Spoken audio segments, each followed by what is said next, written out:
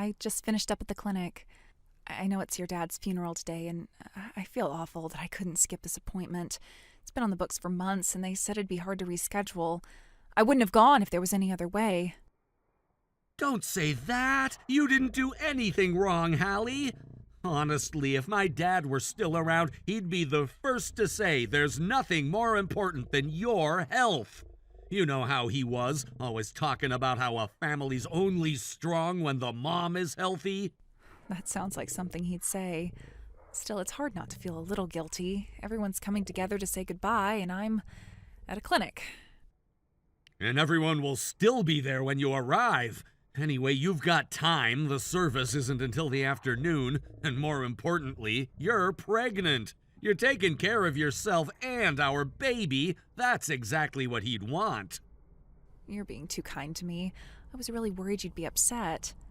Why would I be? You've done nothing but support me these past few weeks. This pregnancy hasn't been easy, and you still insisted on helping with the funeral arrangements. I wanted to help in any way I could, but I feel bad now because there was a problem at the clinic this morning. I guess the doc got stuck in traffic, so I might be late getting to the chapel. If it's looking bad, just take a helicopter. I'll pay for everything. Yeah, sure. You would fork out several $1,000s in order to take me a couple miles to the chapel. And where would the helicopter land anyway? Don't worry about a thing. Just get to the chopper! I gotta hand it to you. Not many people would be able to joke around like that on the day of their dad's funeral. Anyway, I'm gonna get on the road real soon. If I think I'm gonna be late, I'll let you know. Thanks, Aiden. Really. You don't need to thank me. You're my wife. I'm just glad you're all right. Just promise me you'll take your time and get here safe. I promise. I'll message again when I'm on my way. Looking forward to seeing you. Hey there. You're Hallie, right? Just wanted to double check before we get properly reacquainted. Wouldn't want to startle the wrong wife. Sorry, who is this? This isn't a number I know, and your name doesn't show up. How did you even get my contact info? Oh, don't worry about that. Let's just say a friend left their phone lying around, and curiosity got the better of me. You went through someone else's phone to find me? That's seriously not okay. What do you want? Wow, you really don't recognize me? I thought I left more of an impression than that. It's me, Kalina, Aiden's first wife. Wait, what?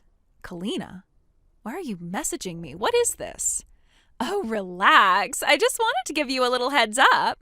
I'm on my way to the funeral, so I'll probably be seeing you soon. You're coming where? You can't seriously think showing up today is appropriate. Oh, I think it's the perfect time, actually. I felt like a little reunion was in order, you could say. Kalina, I have no idea what you're after, but you are not a part of this family anymore. Do not come to the funeral. Do you understand me? This day isn't about you. I'm not coming for them. I'm coming for Aiden. You're just a sideshow for the main attraction. You are unbelievable. After everything that happened, you think you can just show up out of nowhere and make demands? I don't think I need to remind you that you cheated on Aiden. And not just with some random guy you met at a bar. You had an affair with Aiden's uncle Hector. You didn't just hurt him, you tore his entire family apart. And now, on the day of his father's funeral, you want to waltz in like none of that ever happened? Oh, come on, that whole thing's ancient history. People make mistakes. Besides, it's not like I was the only one involved. You're right, Hector shares some of the blame too, but only one of you is trying to crash a funeral uninvited. Crash? Oh, please, I have every right to be there. No, you don't. You lost that right the moment you walked out on your marriage and your in-laws. Neither Aiden nor his father wanted you back then, and I promise you they don't want you back now. Aiden's a big boy, Hallie. I think he can speak for himself. I don't need your permission, sweetheart. You're delusional if you think he wants to see you. You showing up like this is cruel. Cruel? Oh, no. What's cruel is pretending your little marriage actually means something. Let's be real for a moment, okay? If I hadn't stepped aside, you never would have had a chance with him. You didn't step aside, Kalina. You stepped all over Aiden and ground his heart into the dirt, and Aiden had no interest in picking up the pieces.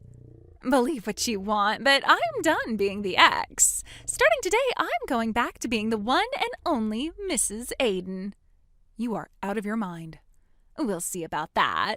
By the end of the day, you're going to be the one on the outside looking in, so I'd start getting used to the view.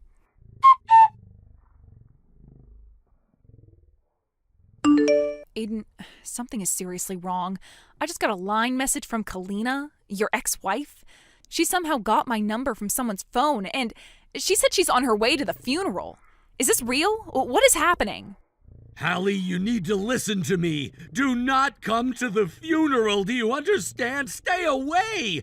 I'm not messing around. Turn around now. Don't even get near the chapel. What? Why? Is she really there? I thought she was bluffing. Should I come help? I can be there in 15 minutes.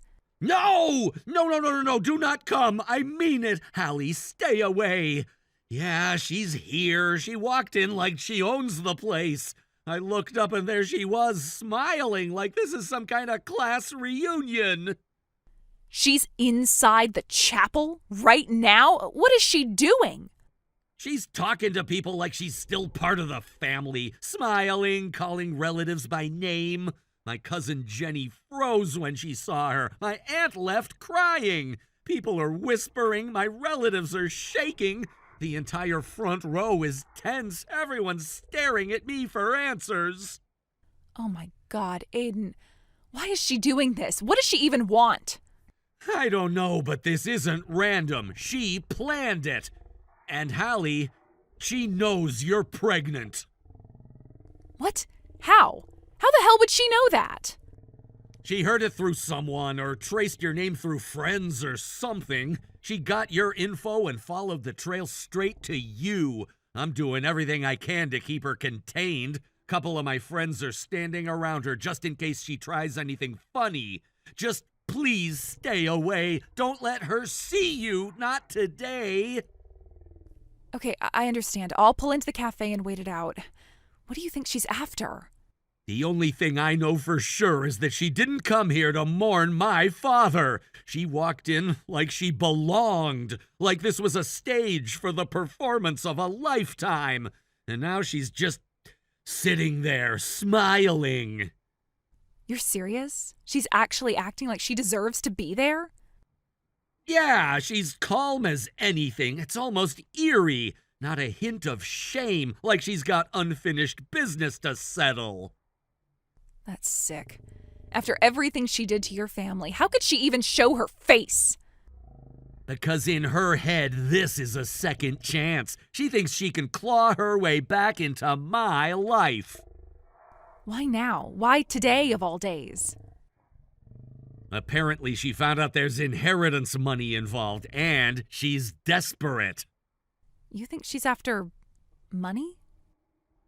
Hallie, she's broke. I mean, seriously broke, like neck deep in debt. But still, even if that were the case, why do this? Showing up at a funeral like it's some kind of lottery ticket?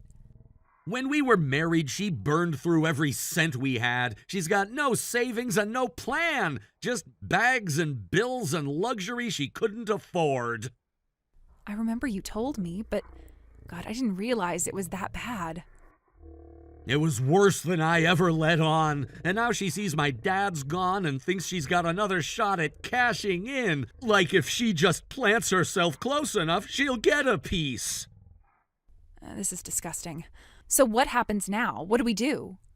I already called my cousin Jenny. She's heading your way right now. Let her find you. Stay close. Don't come here no matter what. I'll handle Kalina. I swear I'll shut this down before the service even starts. Okay. Just be careful, all right? Please. I will. But I need you to promise you'll stay safe. You and the baby are all that matters to me right now. Everything else can burn.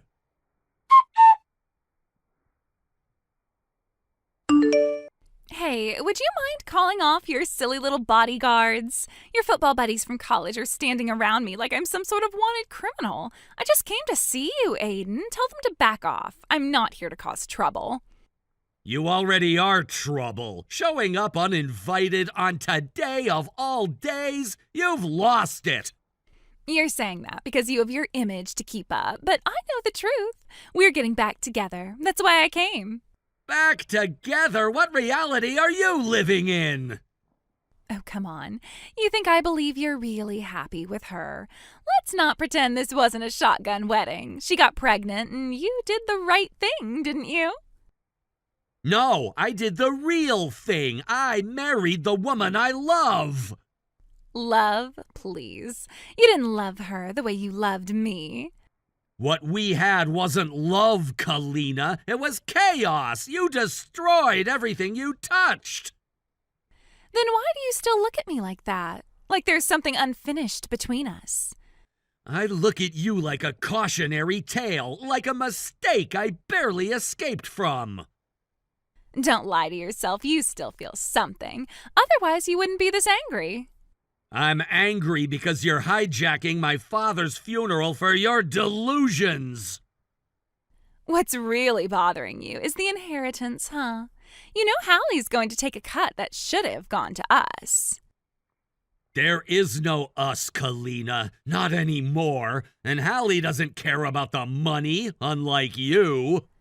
Fine, she can have her little share. I'll tolerate it. Because I know you'll come around eventually. You're not doing anyone a favor, and if you think I'd leave my wife and child for you, you're completely out of your mind. Tell me, since we're being honest, what happened to Hector? You know, my uncle, the one you cheated on me with? Fine, you want honesty? I dumped him. What was the point of sticking around after he got cut out of the will? The whole reason I bothered with him was because your grandfather left him something decent. Wow. You're just saying that out loud now? Not even pretending anymore? Why should I? You already think the worst of me. I figured if I played my cards right, I'd get a piece of the pie through him. But he got cut out. Boom, end of the line. So I adjusted the plan. That's what smart people do. You adjusted the plan by crawling back to me? Look, Aiden, you have no siblings. Your mom passed years ago. It's just you now. All of it goes to you. It makes sense. If you and I got back together, I'd be your wife again. We'd keep everything in the family. It's logical. You really think inheritance law works like musical chairs? Whoever's standing closest when the music stops gets paid? I'm just saying this doesn't have to be complicated. Think of today as a slight detour. Everything's still on track. No, it's not on track, and it never was. Do you even know why Hector got disqualified? It was because of you. Oh, come on. Don't blame me for his screw-ups. I'm not blaming, I'm stating a fact. He was still in line to inherit his share of Grandpa's estate until your affair got exposed. The scandal, the shouting matches, the threats. He lost everything because of what you two did. So congratulations, you didn't just destroy your own chances, you took him down with you.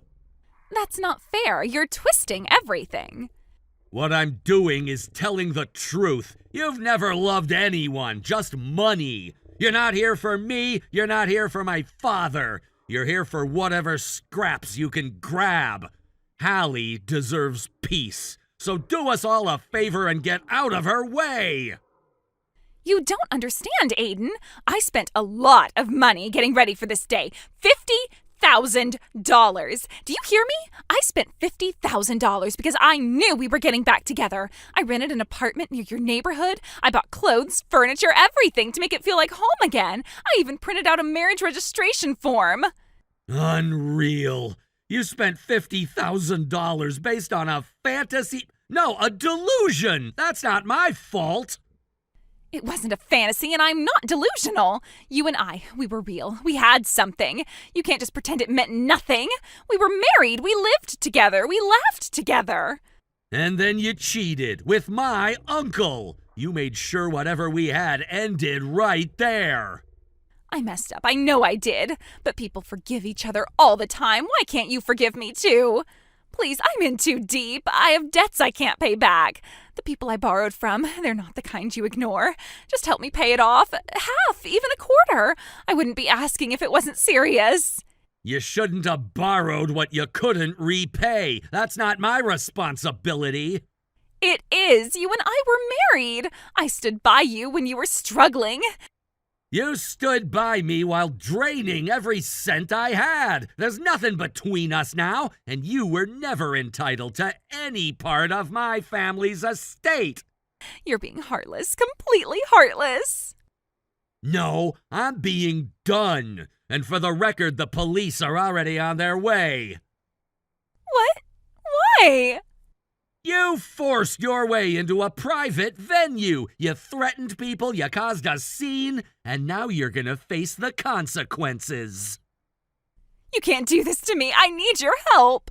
Don't ever message me again. Don't show your face in front of me or Hallie ever again. We're done. You really thought you could show up and force your way back into my life like nothing ever happened? I had to try. You wouldn't listen to me any other way. Most of my family has restraining orders against you, Kalina. That should have told you everything. They always hated me. They turned you against me. This isn't fair. No, you did a perfectly good job of that yourself. But if you really hate me so much, then why are you even talking to me? I kept this conversation going for one reason. To buy time. That's it. Time for what? You're not making sense. Why are you acting like I'm dangerous? Because you are. I heard from my cousin Jenny about what you did out in front of the chapel. You shoved a pregnant woman. I thought that was Hallie. How was I supposed to know? Yeah, well, she wasn't. Hallie hasn't even arrived yet. You went after a stranger, and now the police are coming. No, you didn't. You didn't call them. Tell me you didn't. I absolutely did, and they're almost here. You're being arrested, and it's exactly what you deserve. You can't do this to me. I'm your wife. You were my wife, past tense. You burned that bridge a long time ago. Hallie is my wife now, and you know what? We didn't just end up together by accident. We struggled. We went through infertility treatment. She married me knowing the odds. So what? You think that makes her better than me? No, the fact that she would never have an affair with my family members or anyone else makes her better than you. She chose love, you chose greed. You're still in love with me. I know it. You're just confused. Nope, I'm done, and I won't let you come near me or Hallie ever again. The sirens are close now. You'll be gone in minutes, and so will this nightmare.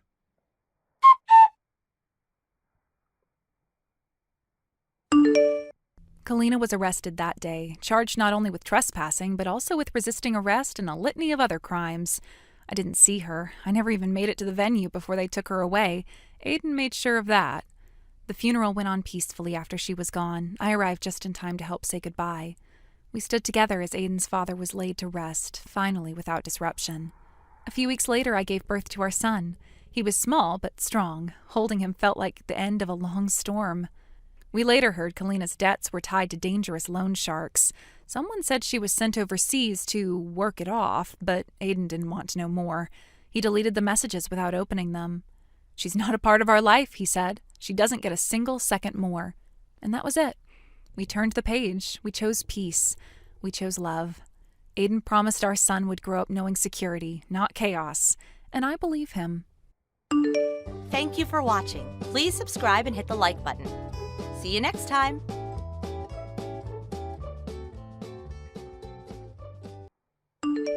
Hi, Blair. It was really nice meeting you properly at the PTA introduction meeting yesterday. I'm Sarah Miller. I'm genuinely looking forward to getting more involved with the PTA this year.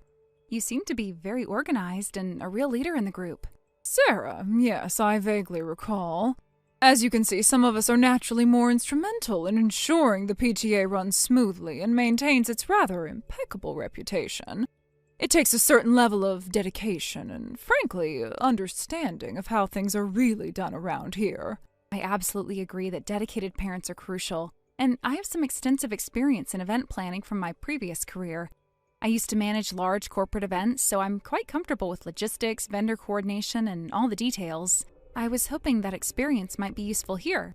That's a different world from the kind of events we orchestrate. For our major fundraisers, like the upcoming Fall Gala at the Cypress Resort, my husband owns it, you know. We have a very established committee with a very specific and, might I add, highly successful vision. Oh, the Cypress Resort! I've heard lovely things. Still, even with established teams, extra hands can often be a great help, especially with the sheer amount of work involved. I'm happy to assist with anything, even if it's just managing volunteers or helping with the setup. We have very particular standards for our events. They reflect a certain level of elegance and exclusivity that our community has come to respect. It's rather crucial for maintaining the right image and attracting the right kind of support. Elegance and exclusivity are definitely important goals. I have experience with high-end events as well, so I'm confident I can contribute positively, even to events with a sophisticated aesthetic. Our core team comprises of individuals with a very refined sense of what resonates with our demographic. They are, shall we say, extremely well connected within the more influential circles in town. Connections are certainly valuable. I also have a fairly extensive network from my professional life that might be beneficial for fundraising or securing sponsorships, if that's ever a need. That's potentially something to consider down the line. However, our fundraising efforts are typically quite robust through our existing channels. We have a very generous base of long-standing supporters who understand our priorities. I understand. Still, I'm here and genuinely eager to help the school in any way that would be beneficial. Please don't hesitate to reach out if any unexpected needs arise. We appreciate the sentiment, Sarah. We tend to rely on parents who have a deep understanding of our ethos and the established way things function within our PTA. It ensures a certain continuity and avoids any, well, let's just say deviations from our proven methods. Ethos, I see. Well, I'm a quick learner and very adaptable. I'm sure I could align with the PTA's ethos. It's something that is usually cultivated through years of dedicated involvement and a shared understanding of our community's expectations. Our core members have a very intuitive grasp of these nuances. Right. Well, I'm looking forward to becoming a more involved member of the school community. Please let me know how I can best contribute within that framework. We will, Sarah. Thank you again for your willingness. We'll be in touch if a suitable opportunity arises for more general, less specialized tasks.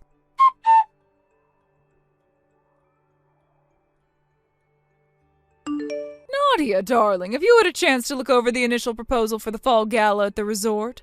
I've CC'd the usual suspects, Tiffany, Chloe, and Julian, of course. We need to get the preliminary brainstorming done before we bring it to the wider group. Wouldn't want to muddy the waters with less refined ideas at this stage. Blair, yes, I took a quick look. The theme sounds lovely, very Cypress chic. Tiffany's suggestion for the champagne tower is divine, and Julian's connections with the string quartet are, as always, impeccable. Just wondering, though, shouldn't we include Sarah in this initial planning? She seemed quite enthusiastic at the intro meeting and mentioned having event experience. More hands on deck, you know? Nadia, sweetie, you know how crucial it is to have a cohesive vision from the outset. Our core group, the four of us, we just get each other. We understand the level of sophistication and the particular expectations of our donor base. Bringing in someone new at this stage, especially someone who might not quite grasp the nuances we're aiming for, could really dilute the initial concept. It's nothing personal against Sarah, of course. She seems perfectly nice. But our fundraising efforts require a certain finesse that comes from years of experience within our specific social circles. I understand the value of a cohesive vision, Blair, but Sarah did mention managing corporate events. Those can be quite high pressure and require a lot of organizational skill. Maybe she has some insights we haven't considered? Fresh perspectives can sometimes be valuable, can't they? Darling Nadia, corporate events are hardly the same as orchestrating a glamorous charity gala at a high-end resort. We're talking about a completely different level of ambiance and guest expectation. Our attendees aren't just corporate types looking for a tax write-off. They're established members of the community, many of whom are personal friends. They expect a certain level of exclusivity and polish. Our little quartet here, we instinctively understand that. We know which florists have the right touch, which caterers understand discreet luxury, and which auction items will truly tempt our patrons.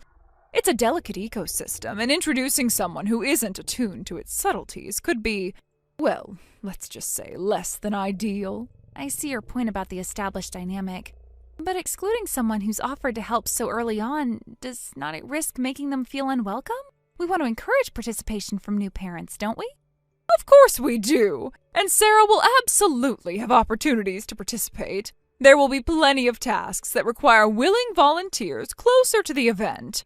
You know, setting up decorations, managing registration, perhaps even assisting with the silent auction item display. Those are all crucial roles, and I'm sure Sarah would be perfectly capable in those areas.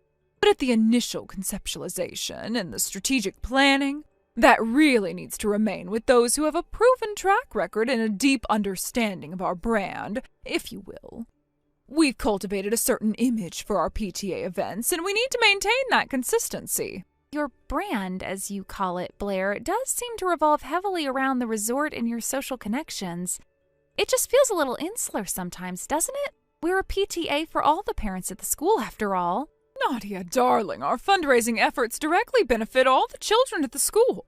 And to maximize those benefits, we need to appeal to those who have the capacity to give generously. Our established network understands that, and they respond accordingly. Maintaining a certain level of prestige around our events is simply a strategic necessity.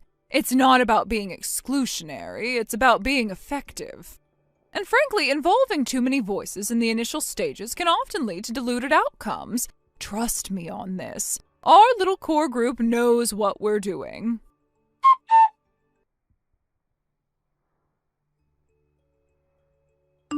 Hey, Nadia, you made it to the PTA meeting today, right? Hi, Sarah. Yes, I was there. You were trying to offer some ideas for the fall gala at Blair's husband's resort, weren't you? Yeah, just a few thoughts on logistics and maybe some alternative vendors to keep costs reasonable. I noticed Blair seemed preoccupied. She was mostly talking with Tiffany and Chloe. That's all right. They seem to have a good handle on things. She mentioned the resort quite a bit, though, how everything there is top-notch. It sounds lovely. I've never been. It is very nice. I remember being there for a charity event a while back. The decor is quite distinctive, very high-quality furniture. Oh, really? What kind of style? A very modern, elegant. I recall noticing the brand, actually. It was Artisan Furnishings, if I remember correctly. Really beautiful stuff. Artisan Furnishings? The name sounds familiar. They're quite well known, I think. High-end designer stuff, very stylish. Blair seemed very proud to be hosting the gala there. Well, it's generous of her and her husband to offer the venue. It is, but she definitely made it clear that it's her connections making it happen. Anyway, I just wanted to say, don't let Blair's focus on her inner circle discourage you. I appreciate you offering to help. Thanks, Nadia. I appreciate that. I'm here to support the school however I can. Well, that's great. And you never know where connections might lead. You mentioned your event planning background. That could be really valuable. I hope so. We'll see how things unfold.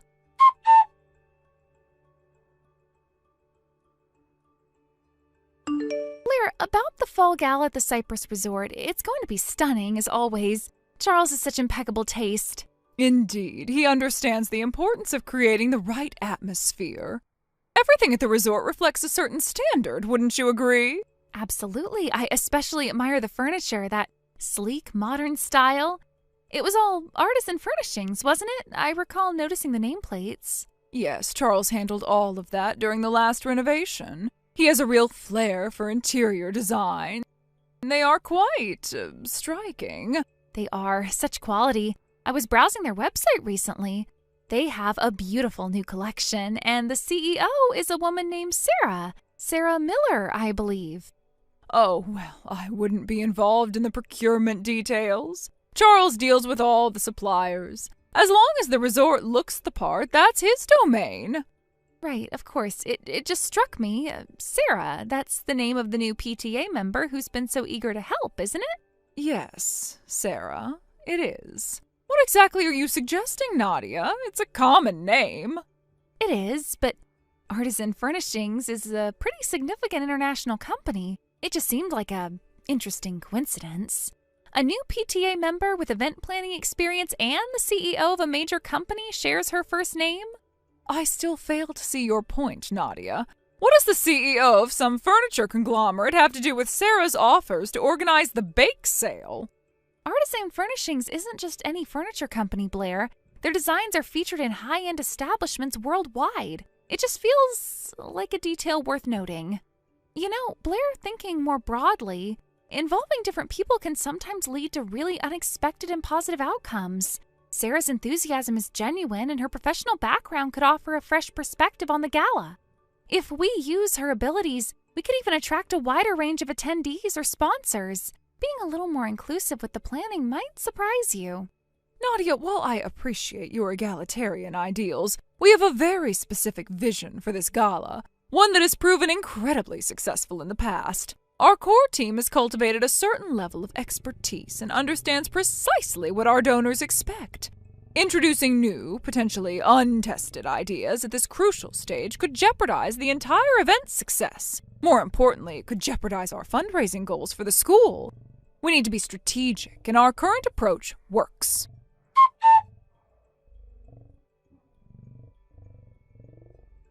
Hi, Blair. I hope you're having a productive day.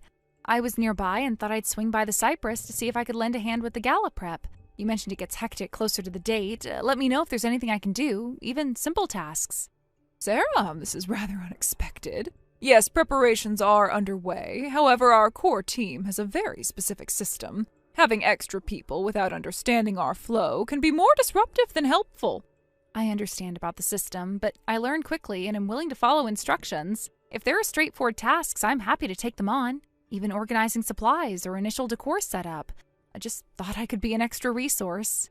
I appreciate your enthusiasm, but the gala setup is quite detailed and requires a specific touch. Our team has been planning for weeks.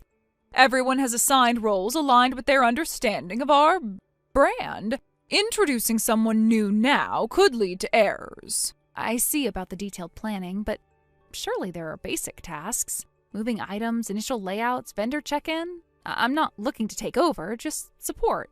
Our dedicated resort staff handles the physical labor. PTA volunteers focus on aesthetics and guest management. Your offer is noted, but without a specific role in our structure, it's not contributing to efficiency. So you'd prefer I just leave, even though I'm here and willing to help? Seems a bit unwelcoming for a new member. We welcome strategic participation aligned with our structure. Right now, our team needs to focus without unnecessary distractions. While I appreciate your eagerness, your presence without a pre-assigned role is becoming just that. A distraction? I'm simply offering assistance, not trying to get in the way. We are on a tight schedule. Having someone unfamiliar on site at this stage slows us down. We have to explain things and ensure you're not disrupting our workflow. I promise I won't slow things down, just one specific task. I can follow instructions precisely. Sarah, there isn't a spare task that fits your current understanding of our prep. Every role is filled by someone involved from the beginning. This feels unnecessarily exclusionary. I'm a PTA member like everyone else. Look, Sarah, I need to be direct. Your continued insistence on staying, despite my explanations, is becoming disruptive and a hindrance. We have a significant event to execute flawlessly. So what are you saying? I am saying that if you do not leave now, I will have to ask the resort staff to escort you off the property. We cannot afford further delays or distractions. Our time is extremely limited. Look, Blair, I'm genuinely trying to help. I understand you have your system, but completely shutting me out like this feels unwelcoming. I'm a member of this PTA too, and I want to contribute. Sarah, my priority is the success of this gala and the funds it raises for our children. That requires efficiency and a team that works seamlessly. Right now, you being here is neither. So my willingness to help you is actually a problem for you? Find that really disappointing, Blair. I came here in good faith thinking we were all working towards the same goal. Good intentions don't always translate to effective action, Sarah, especially when dealing with an event of this scale and the expectations of our donors. We have a reputation to uphold. And I could have potentially helped uphold that reputation with my experience, but you haven't even given me a chance. I have assessed the situation, and my assessment is that your involvement at this stage would be counterproductive. It's as simple as that. It doesn't feel simple. It feels like you're deliberately keeping anyone new out of your inner circle. Our inner circle, as you call it, is comprised of dedicated individuals who have consistently delivered successful events for this PTA year after year. We trust their judgment and their ability to execute flawlessly. And you don't trust that I could also contribute to that success, even in a small way? Frankly, no, not at this crucial stage, without the necessary background and understanding of our specific protocols. This is really disheartening, Blair. I thought the PTA was all about parents working together. It is, but different phases require different levels of involvement and expertise. Right now, we need our core team to focus. And you're making it very clear that I'm not part of that core team and not welcome to even observe or learn. Sarah, I have been more than patient. I have explained our process. Your continued presence is now actively impeding our progress. So what are you going to do? I'm going to repeat myself very clearly. You need to leave the premises immediately. If you do not, I will instruct the resort security to escort you off the property. This is no longer a request, Sarah. It is a directive. You would actually have security throw me out for offering to help the PTA? Yes, Sarah, I will. The success of this gala is paramount. Your continued presence is a hindrance.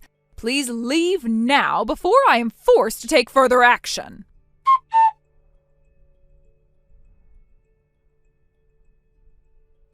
Blair, it's about Sarah. Remember our conversation earlier about the CEO of Artisan Furnishings having the same name? Nadia, yes, vaguely. I dismissed it as a coincidence. What about it? I am swamped here. Well, after our chat, I was curious, so I looked up Artisan Furnishings online. Specifically, I looked at their leadership page. And please tell me this isn't going where I think it's going. Blair, I saw her picture. The CEO of Artisan Furnishings? It's Sarah. The Sarah who you practically threatened to have thrown out of the resort this afternoon. No. That's impossible. You must have the wrong person. There are so many Sarah Millers. Blair, it's her. The photo is unmistakable. Same eyes, same smile. It's definitely her. Oh my god. Charles is going to be furious. The entire resort is filled with her company's furniture. And I treated her like she was nothing. You were incredibly dismissive from the moment she offered to help. You wouldn't even let her carry a box. I didn't realize. She was so unassuming. I just assumed. Assumed what, Blair? That someone who doesn't flaunt their wealth isn't powerful? What do I do? What can I possibly do? The gala's here at our resort, surrounded by her company's work, and I acted like she was a nuisance. You need to apologize, and you need to do it sincerely. Maybe even invite her to be more involved with the gala planning. Her insights could be invaluable considering her background. Apologize? To the CEO of a major corporation? After I practically had her ejected from our property? It's your only option, Blair. Imagine the fallout if she finds out through someone else. Or worse, if she remembers your treatment and decides to reconsider her business dealings with the resort. You're right. I have to fix this now. What do I even say? How do I even begin to apologize for something like this? Be genuine, acknowledge your misjudgment, and show that you truly value her potential contribution to the school and the gala. Oh, this is a nightmare. A complete and utter nightmare.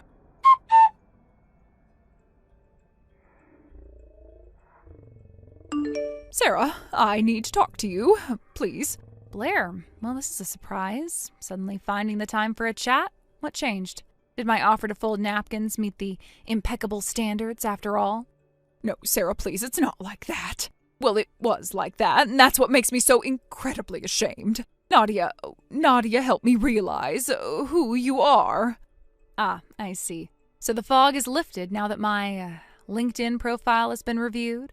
Suddenly my presence isn't so disruptive at the Cypress Resort? No, Sarah, please, it wasn't about... well, it was about that initially, and that's the awful truth. I was so caught up in my little social hierarchy that I completely dismissed someone who was genuinely trying to contribute. It was shallow and wrong.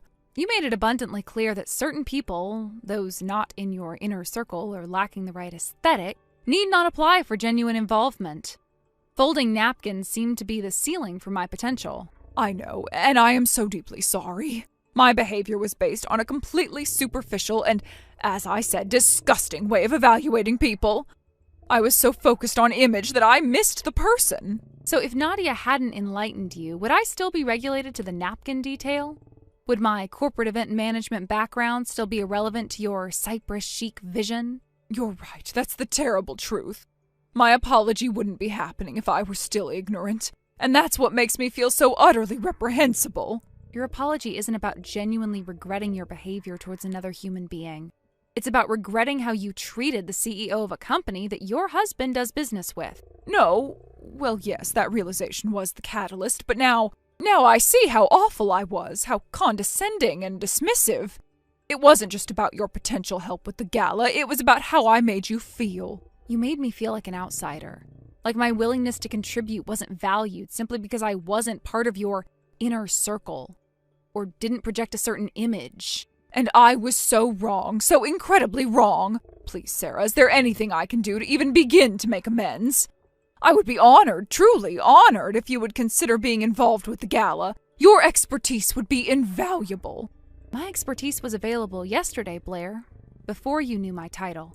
The fact that you're suddenly interested in it now speaks volumes. I know, and I deserve your disdain.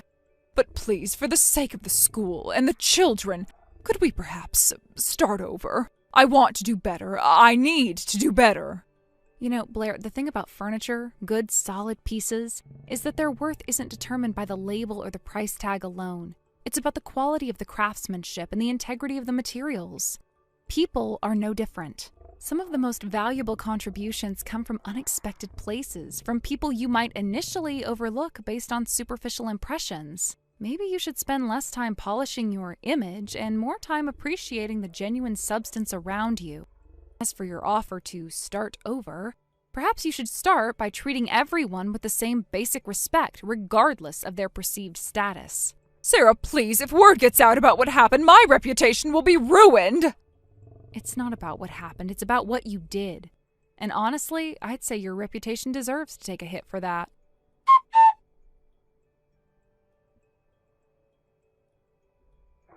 The fall gala went ahead, and while Blair made a few awkward, overly enthusiastic attempts to engage me, I kept our interactions brief and polite. Nadia remained a genuine ally, often shooting me knowing glances across crowded rooms. As for Blair, her frantic attempts to regain social footing after her misjudgment were noticeable. Some parents who had perhaps experienced similar treatment seemed to observe her shift with a certain wry amusement. The PTA continued its activities, but the undercurrent of Blair's superficiality had been exposed, significantly altering the dynamics. I continued to contribute where I felt my skills were genuinely valued, focusing on initiatives that benefited the students directly. Ultimately, the experience served as a sharp reminder that true worth has nothing to do with titles or social posturing. Thank you for watching. Please subscribe and hit the like button. See you next time.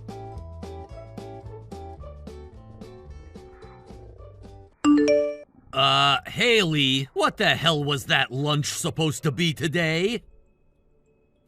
Huh? Was something wrong with it again? Wrong? Haley, it wasn't just wrong, it was a disaster! You know the story about the meltdown at the Chernobyl nuclear reactor, right? Well, the lunch you made me today was an even worse disaster!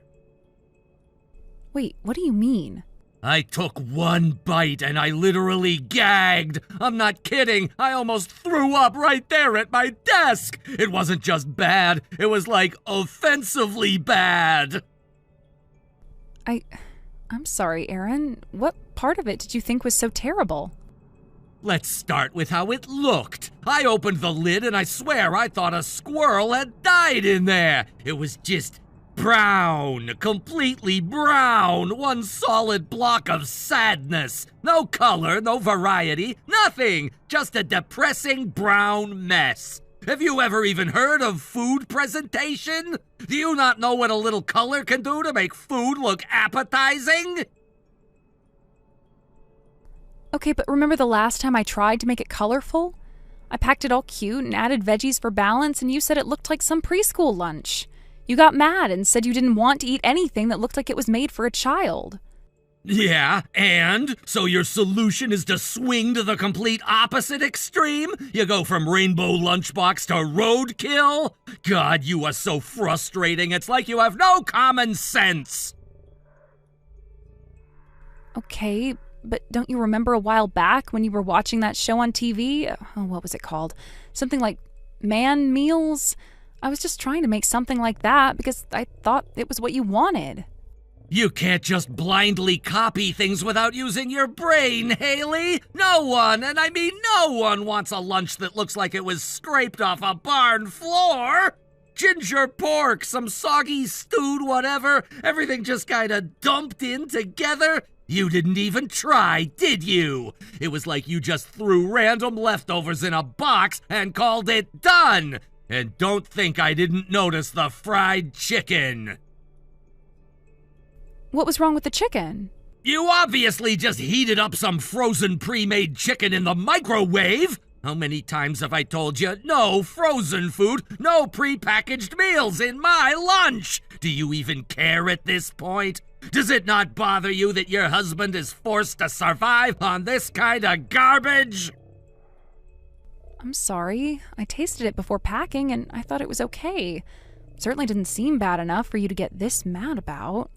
That's it! That's exactly the problem! You don't even realize how bad your food is! You seriously need to wake up and accept that you're just no good at this!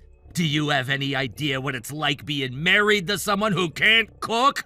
I've been putting up with your awful meals for years! I'm lucky I haven't either starved to death or died of food poisoning! I really am sorry.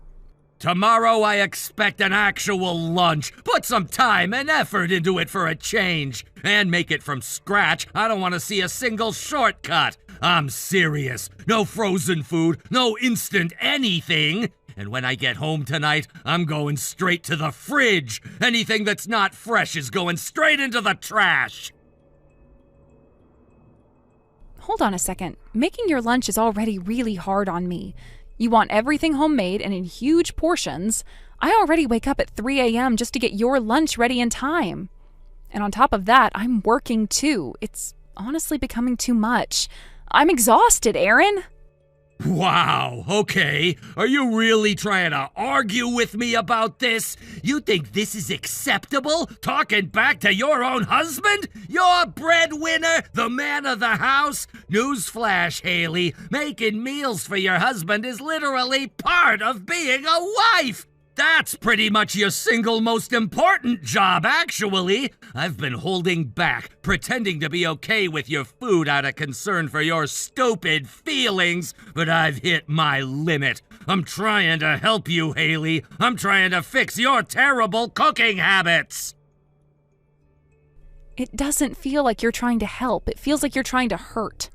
Oh, please. If I didn't care about you, I would have divorced you a long time ago. So maybe you should show me some gratitude from time to time, huh?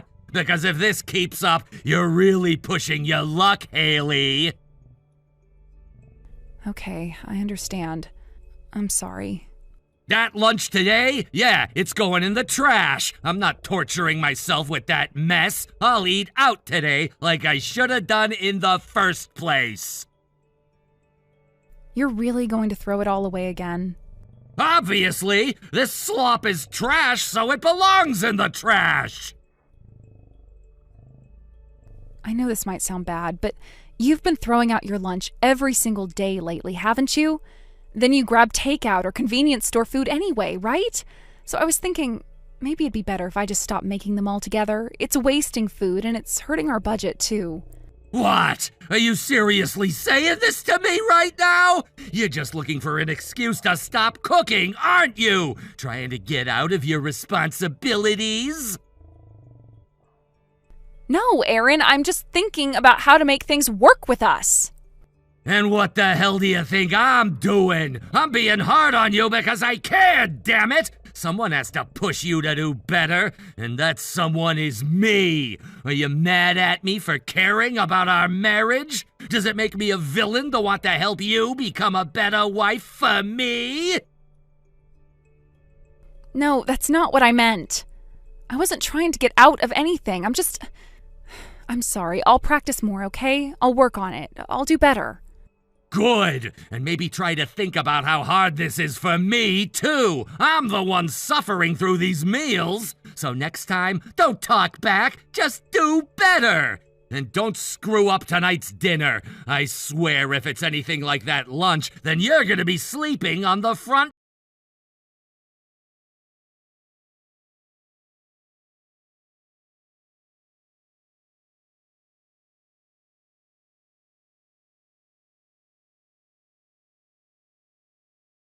Hey, Haley!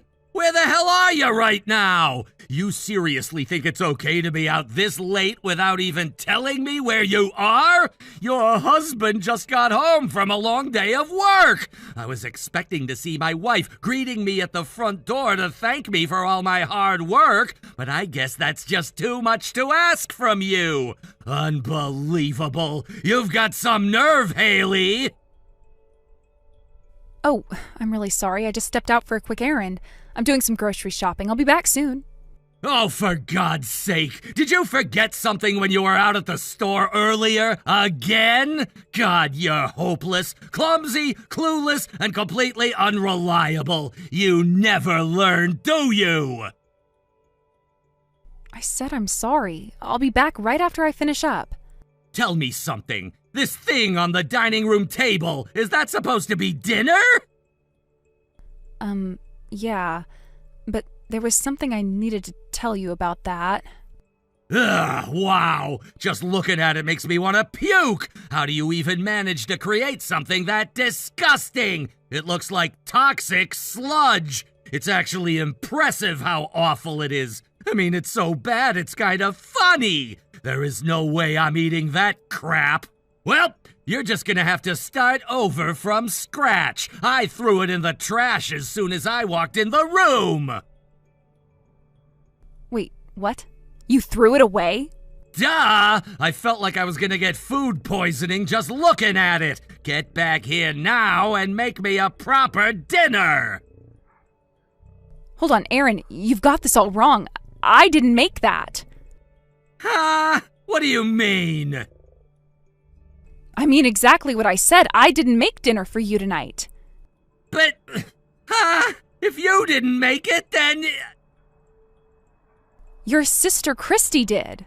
Wait, what? Yeah, your sister dropped by earlier this evening, totally unexpected.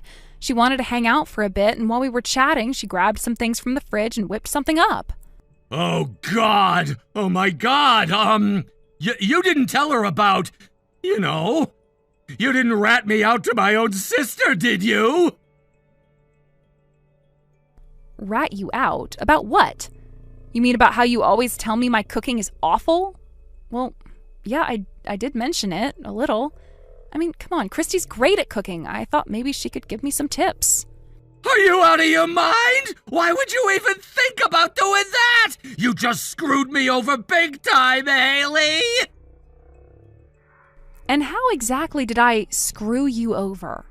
Oh, hey, I was actually talking to Christy just now, and she said she actually wants to talk to you about something. She does? She said she's going to message you herself, so yeah, keep an eye out for that. Wait! Can you tell her I'm busy? Tell her I'll text her later, please! Oh no, she's already texting me!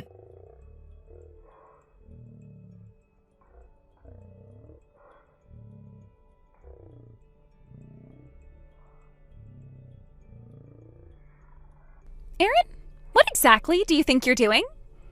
Okay, hold it right there, Christy. You've got no business coming to my house unannounced and uninvited. Oh, go screw yourself, you little twerp. I came to see my darling sister-in-law, Haley, not you. But honestly, that is so not the point right now, is it? No, wait. Hold on, Christy. You've got it all wrong, okay? This is a big misunderstanding. Oh, really? Why don't you explain to me what exactly I'm misunderstanding? Let's see. Are you saying I've got it all wrong about you treating my lovely sister-in-law like some worthless, lousy cook? Or maybe I'm mistaken about how you've been throwing away the meals she's been working hard to make for you every single day?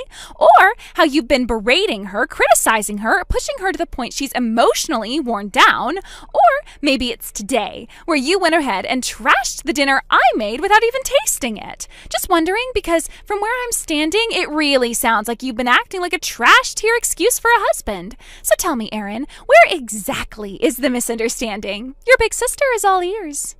I didn't mean for it to come across like that. Seriously, Christy, I'm so sorry. Are your eyes as worthless as your taste buds? Because I'm asking you a very clear question. Exactly what part of this situation am I not understanding? You can read English, can't you? Do you need me to give you some English tutoring like I did when you were in middle school? I'm sorry, Christy. I'm really, really sorry. I didn't know you were the one who made dinner. I never would have thrown it out if I'd known. Oh, I see. Now we're getting somewhere. So you didn't answer my question at all, but you've made your position clear. You seem to realize that throwing my food away was a mistake. But for some reason, you also think it's perfectly fine to throw Haley's food away. That's what you're saying, right? No, look, it's just that Haley's food was really bad. I kept telling her and she never improved. She has no sense of taste, no idea what she's doing. I figured maybe if I pushed her a little, she'd finally get better. I thought I was helping her fix it. Right. Well, I tried Haley's cooking, by the way, and you know what? It was perfectly fine. Actually, more than fine. The seasoning was well balanced, the broth was rich, and you could taste the effort she put into every single bite. So maybe it's not her food that's the problem. Maybe it's your attitude. Or maybe my taste buds are just as wrong as hers, huh? What do you think, Aaron? Is your dear older sister out of her mind? I don't know what to say. That's not what Stop stammering and spit it out, you pathetic little weasel! You're not trying to help her. You just wanted to put her down. You enjoyed it. You make yourself feel superior by mocking her food, nitpicking every little thing she does, and then throwing it out like garbage. It makes you feel powerful, doesn't it? God, the fact that we share DNA makes me want to vomit. Christy, come on, I'm sorry, okay? I didn't think it was that big of a deal. Oh, you don't think it was a big deal? That's your excuse. You've been treating Haley like a live-in servant, throwing away her hard work every single day, and now that someone calls you out, suddenly it's not a big deal? Well, it is a big deal, so here's what's happening now. Starting today, you and Haley are going to live separately. I am going to come to your place every day for some in-depth training. You're going to cook your own breakfast, lunch, and dinner. 3 full meals, all from scratch. No frozen shortcuts, no prepackaged crap, and definitely no takeout. You're going to do that for 30 straight days. And until you finish the entire month, you are not allowed to see Haley. That level of effort, it's not even a fraction of what you demanded from her every day. Wait, hold on. Why do you get to decide that? This is between me and Haley. It's our marriage. You shouldn't be interfering like this. I'm sorry, were you under the impression that you can say no to me? Let me remind you of a few things, little brother. Who bailed you out when you used your college scholarship money to buy a new gaming console and couldn't pay tuition? Who covered your fees behind mom and dad's back so you wouldn't get expelled? Who took you in when you got fired from your part-time job and your landlord kicked you out? Who gave you a roof over your head, fed you, and helped you get back on your feet? Who finally convinced your unstable ex to leave you alone after she trashed your apartment? Who pulled every string she had at her company to land you an interview for the job you have right now? Come on, say it. Who did all that? You did. It was you, Christy. I'm sorry. I'll do what you say. You don't owe me an apology. You owe Haley one. And I don't mean some half-assed mumbled sorry. You go to her and take responsibility for what you did. And if she doesn't forgive you, if she decides she's done and wants a divorce, you keep your mouth shut and accept it. Because you earned that outcome, Aaron. Own it. I understand. Good. Tomorrow morning, I'll be at your place at 3 a.m. Get ready, and don't even think about whining. Yes, ma'am.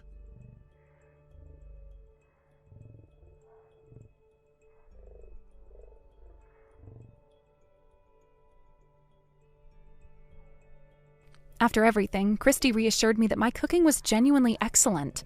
She also recommended that I go back to my parents' place to get some space from Aaron. While I was gone, he got a full dose of Christy's no-nonsense lectures and daily cooking boot camp. From what I heard, she tore apart every dish he made until he finally broke. 4 months later, he showed up skinny, pale, and bawling his eyes out as he apologized to me on his knees. Since then, I've moved back home, and honestly, he's like a different person. He started helping with everything, cooking, cleaning, laundry, you name it. I don't know what kind of training Christy put him through, but it clearly worked. These days, our marriage feels way more balanced, and life at home is so much easier. I'm seriously grateful to Christy. Someday, I hope I can be as strong as she is. Neil, hi there. I had so much fun at the reunion party. Hey, Neil. Are you not there? Hello? Oh, come on, give me a reply. What do you want? I'm working right now. I'm at work. Can you not see the time? Oh, that's not as important as replying to my texts. I'm always everyone's priority. You're way down. Why would I prioritize you over my job? You're acting all shy again. Oh, what a cutie you are. I'm not being shy. Okay, you're a cute baby who doesn't want to admit it. You used to be so nerdy back then, but look at you now, all handsome and cool. Who expected you to change so dramatically? I know it was all for me. Thanks. Hey, let's meet after work. I know you miss me. I'm on a business trip. Oops, my bad. What a pity. Then I'll talk about something more fun. You must be stressed with work. What should we do for Christmas together? What are you talking about? Why are you asking me that? Oh my, are you trying to make me say it, you little pookie? I'm asking you out for Christmas. Let's go on a date and spend some time with just the two of us. No thanks, I'll pass. Why is that? You're saying no to me? I'm spending Christmas with my family. Oh, right. I get it now. You've been single all these years, so your only choice was to spend Christmas with your family. Oh, Neil, you don't have to do that anymore. My poor Pookie. How sad. Ha! That's nonsense! Hear me out. We're both grown-ups now. You have to understand that Christmas is actually for lovers to spend time together. It's basically an event made for lovers. I don't think it's an event dedicated to just lovers. Do you even know the history of Christmas? You say that just because you've only experienced Christmas without a girlfriend. It's time for you to experience something new. This year, I'll teach you the correct way to spend Christmas from 1 to 10. A private lesson just for you. So there's nothing to worry about. You're disgusting! Huh? I don't know why you're making everything up and having fun imagining things, but I have a family to spend Christmas with, so I hope you can stop all this nonsense. It's creeping me out, honestly. Listen, I am telling you that your way of spending Christmas is lame. There's nothing happier than being able to celebrate the holidays with your loving family, in my opinion. What's your problem? Huh? I have to go back to work now. I can't waste any more time on you. Stop texting me. I don't want us to keep in touch. You really don't understand how fun these seasonal events can be when you hang out with the one you love. You're missing out on so much. Listen carefully. Think about all the fun holidays we have in a year. In January, we have New Year's. We'll have the New Year's countdown together. Start the year with me by your side and go pray at church, praying to God that we'll have a happy year. In February, we have Valentine's Day. I'll make chocolate for you and we'll taste them together. In March, we have White Day, where you're supposed to prepare me a brand bag in return for the chocolates I gave you for Valentine's. In April, we'll go see flowers and have a picnic at the park. We'll eat and drink some cocktails under the cherry blossom trees. We read each other love poems. In May, we'll take some days off to travel together. a lovey-dovey trip in the best weather. In June, well, there's not much going on during this month, but we'll go on dates and have fun together as always. For the 4th of July, we'll visit fairs, see fireworks, and celebrate together. We should go take photos at photo booths, too. In August, we'll go to the beach and water parks. You'll fall for me even deeper seeing me in a sexy bikini. You better not faint. In September, we should go travel again. The weather is perfect for sightseeing. In October, we'll wear costumes for Halloween, and we can make themed desserts together. You can take me to a fancy dinner before we eat our desserts at home. We'll definitely have to celebrate Thanksgiving together in November. You can cook me a feast, and we can invite some of our friends, too. Or we can travel to go meet our families. And last but not least, December. Of course, we have Christmas, our long-awaited holiday for the lovers. I know, I have a good idea. How about we go somewhere together from the 24th? We'll spend Christmas Eve together. We can spend the night looking at beautiful night lights. In a hotel room, of course. What do you think? After Christmas, we have to get ready to end the year. Time passes so fast. Well, we'll have Christmas to worry about first. Our first holidays together. I bet you're too inexperienced to plan for a perfect Christmas date, so I'll be in charge of planning it this year. You better learn from me for next year. See you soon, my little Pookie.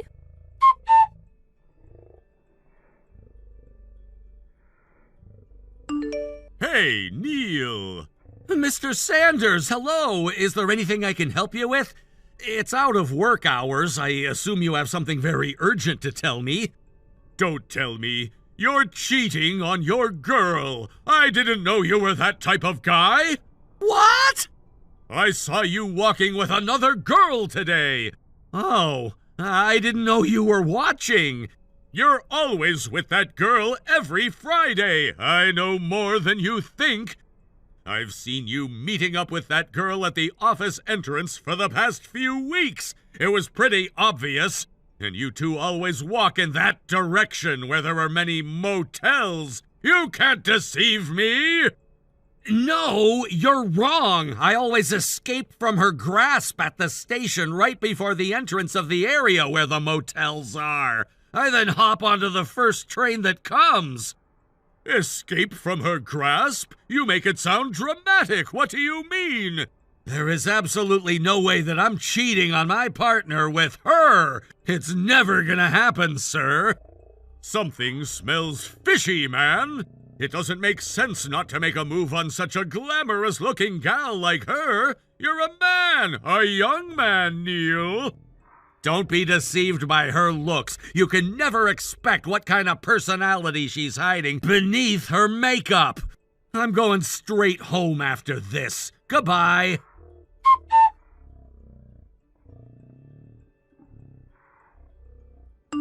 Oh, my Pookie, my Neil. You don't have to act so shy. I know it's been a while since we started flirting. I know we promised to become one, both emotionally and physically, on Christmas Eve. But I don't mind doing so before Christmas. We don't have to follow what we decided days ago. I'm sure we'll spend a dreamy night together on Christmas Eve, whether that's our first time or not. And it's not like I can visit you every single day. We're in a long-distance relationship, actually. It takes me 2 hours to come meet you. It's a lot of effort. Oh, but don't worry. I will quit my job and move in with you as soon as we get married. To do so, we first have to spend some quality time together. I've had enough. Stop all this nonsense. The reason why I hopped onto the train running away from you is because I don't intend to be in that kind of relationship with you. I can't be any clearer than this. How come you still don't understand that I'm trying to escape you? I don't want you near me! I see. You're too shy to spend the night with me. Oh, what a cutie you are. You must love me so dearly. Oh, I never knew. No! You're misunderstanding me again. Just stop. Let me go! You don't have to act so shy. It's a bit sad that I won't be able to get any intimate with you for so many weeks, but I'll endure it just for you. I'll see you again next Friday. Miss you already, my Pookie.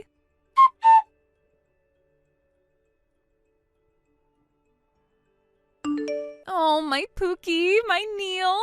I knew something was wrong when you never came out of the office building after work, but who would have expected you to go home from the underground parking lot? You should have told me beforehand if that was your plan. If you told me, I would have waited near the exit of the underground parking lot. So, I decided to punish you this week. I'm spending the night with your boss, Mr. Sanders. Surprised? It was actually Mr. Sanders who told me about you usually coming to work by car. He is so kind, isn't he? Okay then, I'll be his for just one night. It's just tonight, don't freak out. It's all your fault, though, for being too shy to make a proper move on me. You're at blame here, not me or Mr. Saunders. So this is not cheating, let me make that clear. If you don't want me to cheat on you like this, you must promise me to be mine on Christmas Eve. This is a warning, Neil. See you.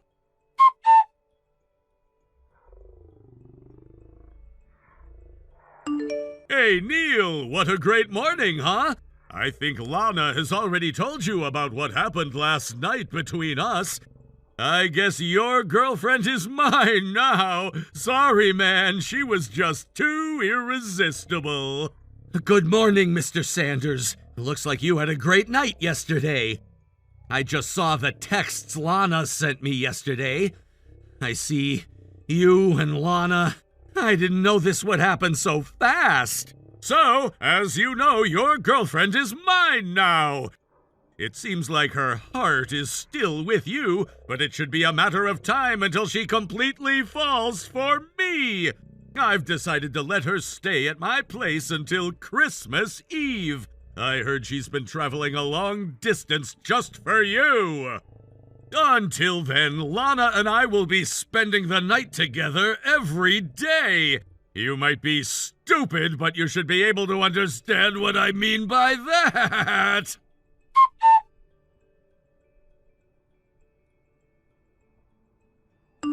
Neil, my little Pookie, I texted to tell you about our schedule tomorrow. I booked a hotel room for us to spend the night together on Christmas Eve.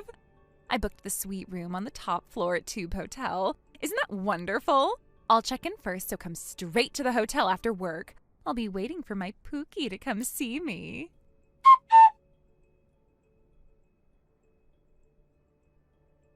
Neil, I think it's around time for you to get off work. I am tired of waiting. I couldn't wait any longer, so I took a shower first. You might be inexperienced, but I bet you know what this means. We're finally becoming one. It was a long wait. I'll be waiting for you to come one last time.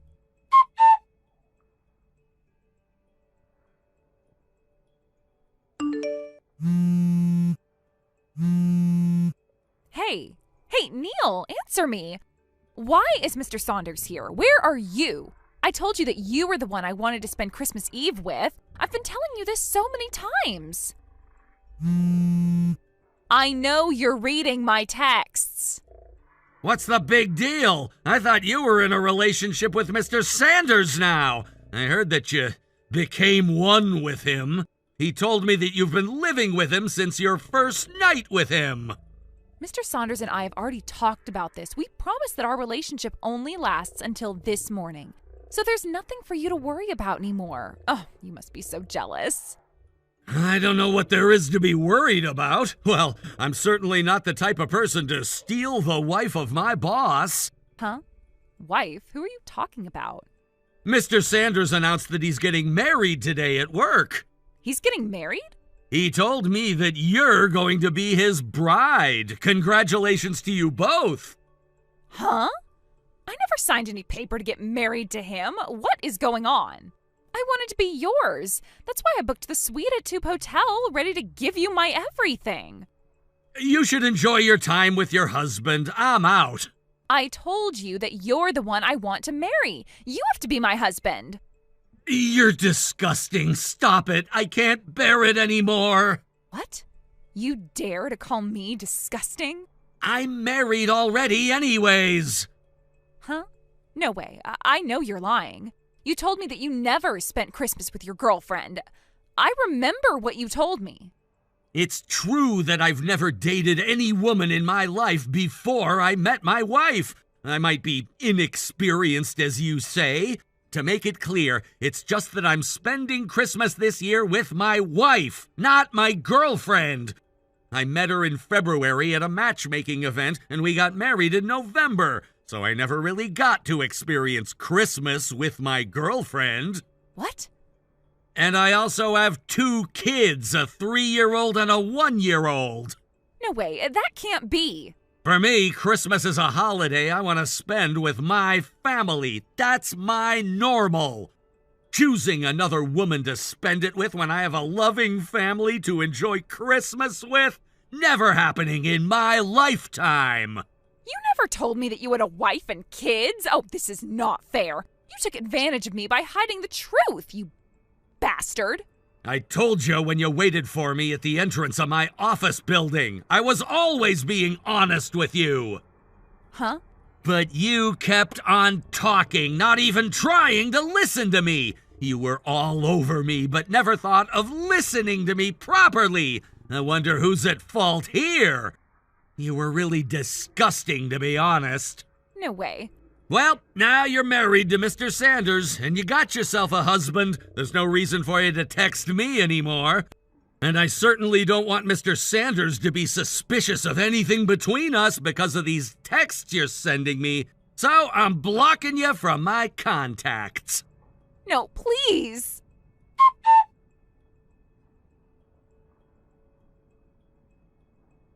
Mr. Sanders is my boss, so he does make more money than me. I think that his age being closer to her father bothers Lana the most. But it seems like Mr. Sanders is crazy over his newlywed wife who's gleaming with youth. While Lana was in a trance out of shock, he quickly arranged a meeting with her parents and told them about their marriage. By the beginning of next year, she had already moved in with him at his parents' house, so things were going very quickly. It seems like he had submitted the marriage papers without telling her, so she got all mad and got into a fight in her dreams because she soon found out that she was pregnant.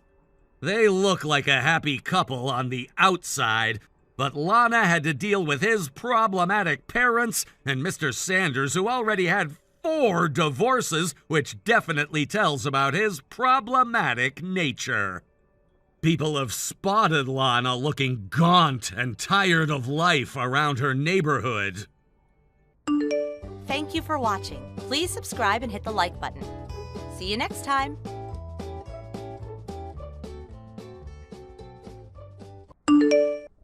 Allison, you parked your car on my property again.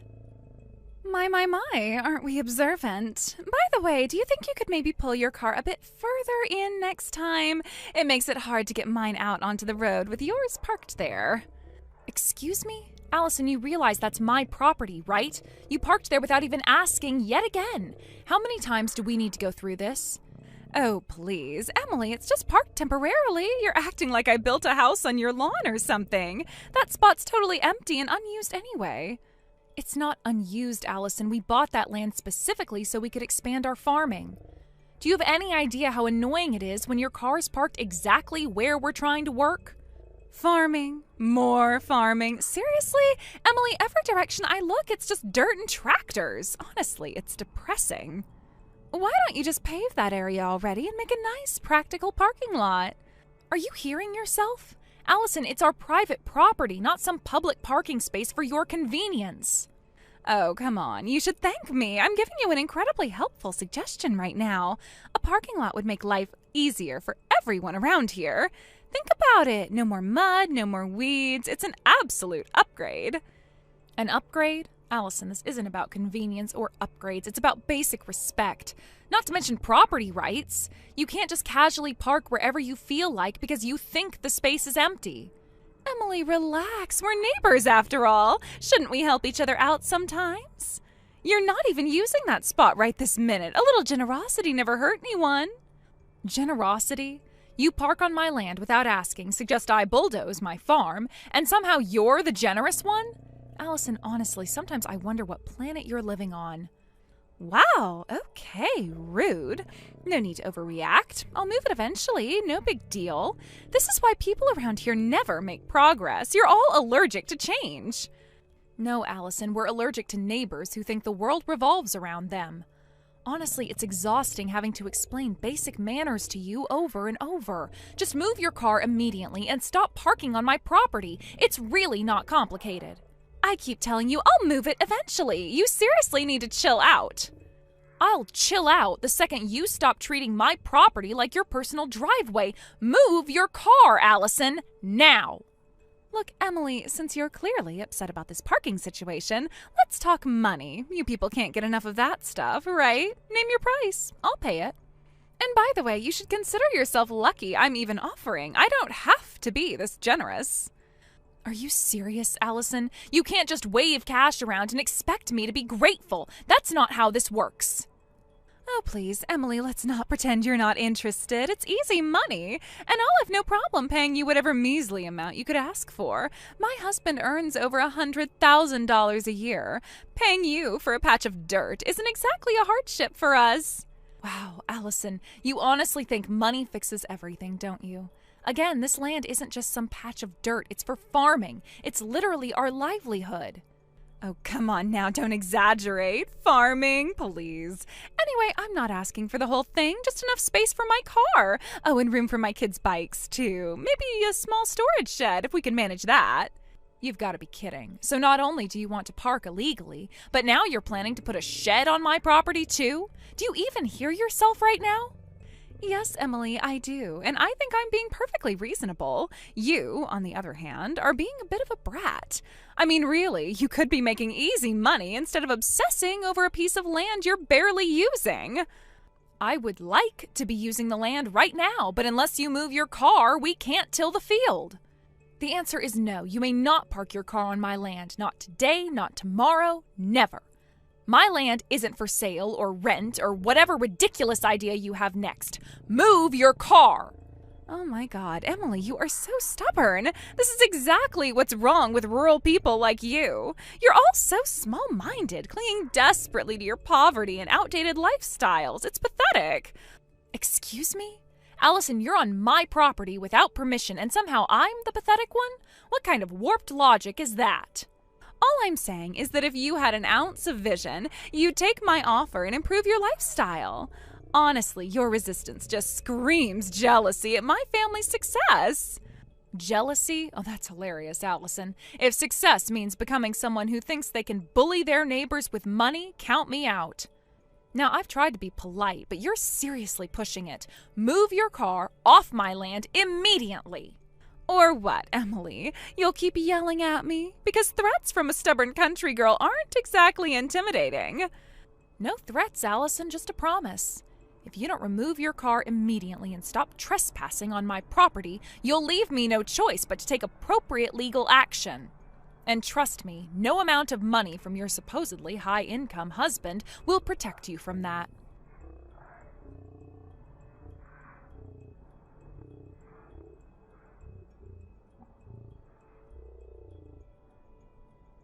Allison, what on earth is happening here? Why are there dozens of cars parked all over my property right now? Explain yourself immediately. Oh, relax, Emily. Didn't I mention this already? I invited some of my friends from the city out here for a vacation. They'll be parked there for just a few short days, 3 days tops. 3 days? Are you serious, Allison? There are at least 30 cars parked on my property. Do you have any idea how completely insane that is? There you go, overreacting again. We're spending the weekend at that lovely mountain resort nearby. My driveway couldn't handle this many vehicles. Your empty land was just the obvious choice. You really should feel honored. Stop patronizing me, Allison. We have already been through this. You can't just invite half your social circle and dump their cars on my farm. If it weren't for our history together, I might have been willing to let you use that lot for a few days. But I have made it repeatedly clear that you do not have my permission to park there. Oh, please, permission, consent. It's all semantics. The cars are there now anyway. Besides, I did say I'd pay you generously. Surely a bit of cash in your pocket makes this worthwhile. This isn't about your money, Allison. What is it going to take to get that through your thick skull? Do you have any idea how psychotic this is? You're invading my property like a medieval warlord. Emily, let's keep things civilized. You seem really worked up. I'll compensate you properly after the weekend.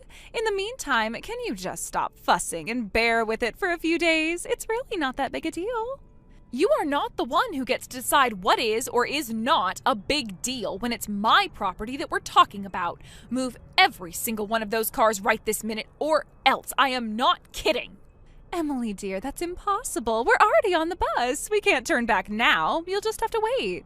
In 3 days, your precious land will be empty again, okay? Problem solved. You think I'm going to sit around and let you disrespect my home and livelihood for 3 days? You have crossed a line. Oh, stop being dramatic. It's temporary. Think of it as helping people experience the rural charm you love so much. Seriously, just relax. We'll talk compensation later. I promise I'll make it worth the trouble.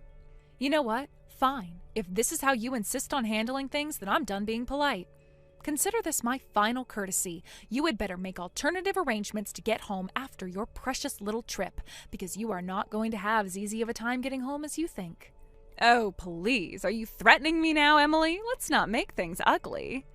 I told you before, around these parts, we don't do threats. This is just a friendly heads up. Actions have consequences.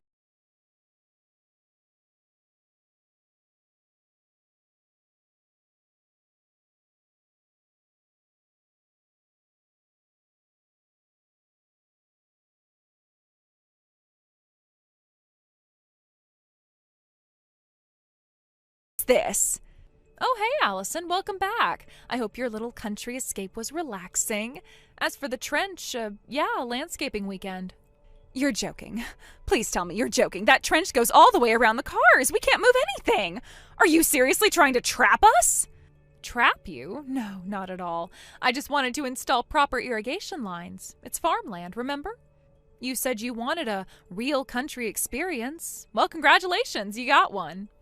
This is revenge. Don't play dumb. That trench wasn't here before. You dug it after we parked, and you did it on purpose. I had every right to work my land. I borrowed a backhoe from my cousin and did all the work myself. And not to toot my own horn, but it's a pretty well done trench. A masterpiece, really. You have lost your mind. You can't trap other people's property like this. I'll call the police. This is vandalism. Maybe even theft. Oh, by all means, call them. I'd love to walk them through the illegal parking, broken fencing, ruined soil, and other damage you caused. I'd also love to show them our text message history. It would be very illuminating. I never destroyed anything, and it's not like I didn't offer to pay. You said you'd think about it. That's not even close to true. You threw money in my face, and I said no every time. You didn't care. Emily, please. My husband makes over $100,000 a year. We're not lowlifes. I was going to make it right. Still going on about your husband's income? This isn't about money. It's about trespassing and your city slicker entitlement. You're enjoying this, aren't you? You actually wanted to humiliate me. No, I wanted you to respect my boundaries. You didn't. So I respected my own. That land is mine. I'll use it however I see fit. You left 30 cars in the middle of it. You're going to regret this. I swear, Emily, you have made a very bad enemy. If defending my property makes me your enemy, I'll sleep just fine. Maybe don't come back. Ever.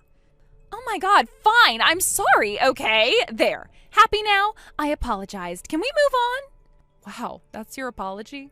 No acknowledgement, no remorse, no ownership. You just dropped "I'm sorry" like it meant nothing. I said the words. That's what you wanted, isn't it? No need to drag this out to feel powerful. I don't need power, Allison. I just think someone who lied, trespassed, and humiliated 30 guests should sound less smug. What do you want from me? Should I crawl to your front door sobbing for forgiveness? Honestly, that'd be a start. Maybe throw in some groveling while you're at it. Yeah, I like that idea a lot. You come down to my farm, personally, get on your knees in my freshly manured field, and maybe then I'll consider forgiving you. You're insane. I'm not humiliating myself just to please some bitter farm girl with a chip on her shoulder. And there it is, the real you. Arrogant, entitled, incapable of admitting when you're wrong. So familiar, so exhausting. I'm warning you, Emily. My husband earns over $100,000 a year. He has connections. He knows people. I'm warning you, if you keep pushing, there will be consequences. Hate to break it to you, but $100K a year isn't all that impressive around here, especially not for someone with a farm as big as mine. Oh, please, you expect me to believe a bunch of backwater farmers are making that kind of money? Believe what you want, but your husband's income isn't a magic wand. If you want to play ball, I'll play ball, but we're playing country style. You're just enjoying this because you finally have a little leverage. Let's see how smug you are when my lawyer comes knocking on your door. Talk to whoever you want. I've got every text, every photo, every timestamp, screenshots, evidence, and more patience than you. Anyway, I've given you my terms. Come and kneel down in my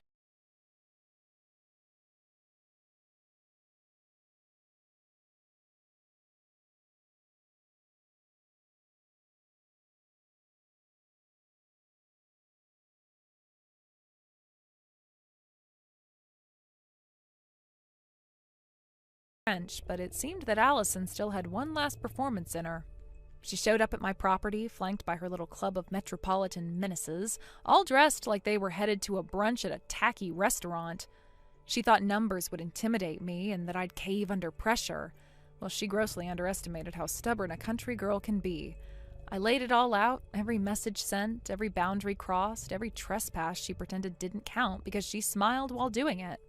I didn't raise my voice. I didn't need to. The truth did the heavy lifting, and the silence of her gilded gang showed how much it hurt. Her friends turned on her on the spot. They were all totally mortified. You could see it in their faces. They finally realized who they'd been backing. By the end of it, the once high and mighty Allison was sobbing in the dirt, knees stained and begging me to forgive her. Since my conditions were met, I helped them get their cars out. I built a little bridge with my backhoe and some steel plates. But I warned her, one more stunt, and the next time, there wasn't going to be any warning. She didn't listen. A week later, she came back with a bunch of bags of salt loaded into her 4-door sedan. I guess she was planning to sabotage my field with that salt. Not that the 3 bags she brought would have gotten her very far.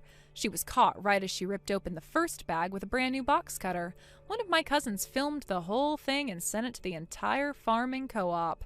And that was the final straw for the last person who still had her back. Her husband snapped. He filed for divorce, took the kids, and left. Allison's gone now. For good, I hope. And me? I've got my land, my fences, my peace. And most importantly, quiet.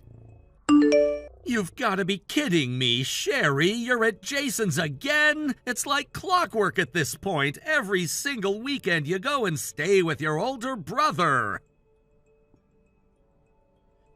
Obviously I am. Who else is going to keep that place from turning into a biohazard if not me? The man thinks disinfectant is a personality trait. Be that as it may, he's still a grown man and a married one. He can manage his own damn life without his little sister playing house. First of all, Emily's not even there. She went back to her parents' place so they could help her out once the baby is born. So, technically, I'm not intruding. I'm filling in. Wait, what? Since when? You didn't say anything about that. Oh, oops. Guess I forgot. She left last month. I guess she said something about wanting to be with her mom. It would make it easier for her. Which, whatever, fine. But since Jason's been a wreck ever since...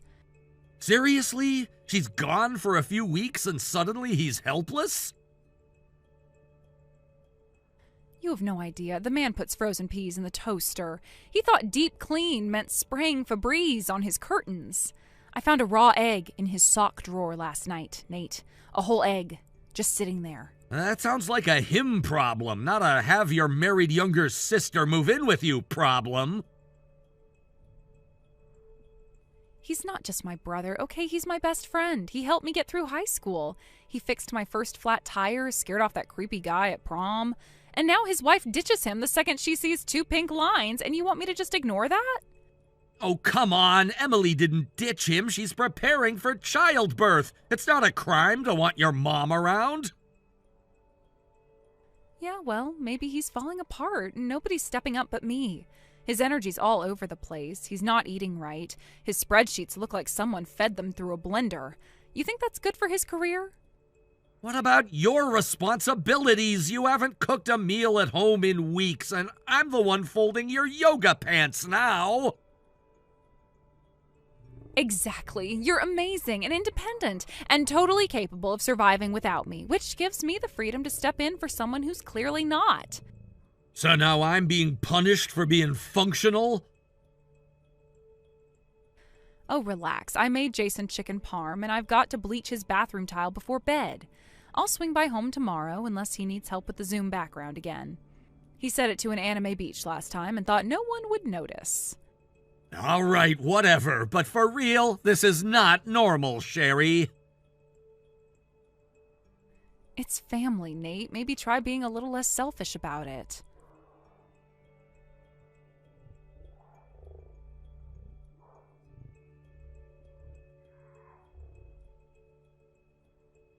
Sherry, please tell me you're not at Jason's again. Why wouldn't I be? I'm packing his suitcase for that business trip tomorrow. His idea of preparation is throwing socks at a duffel bag. How many times do I have to say this? He's a grown man with a baby on the way. He needs to learn how to do these things on his own. Which is why I'm here, to teach him. It's called being supportive. No, it's called enabling. He's married. He needs to get it together before Emily gets back, or he'll collapse the first time the baby cries. You are so dramatic. But you know what? I just had the best idea ever. That's never a good sign. Let's have Jason move in with us. What? No, that's not what I meant. But think about it. No more me leaving every weekend. No more worrying about whether he's eating actual food. You get to have me home, and I get to keep helping him. It's perfect. Sherry, this is our house. Ours. You don't just move your brother in like it's a college dorm. I already texted him to feel it out. He said, and I quote, "Oh, okay," which I think is promising. You're insane. This is completely insane. Relax. If you stopped being so territorial, you'd see how practical this is. It's just family. You do realize you're married, right? Duh, and I'm still allowed to love my brother. Some people would call that admirable. Hold on, I need to find a pillow. I'm gonna scream my lungs out, and I don't want to scare the neighbors. Then do it before he gets here. I'm already picking out which towels to give him.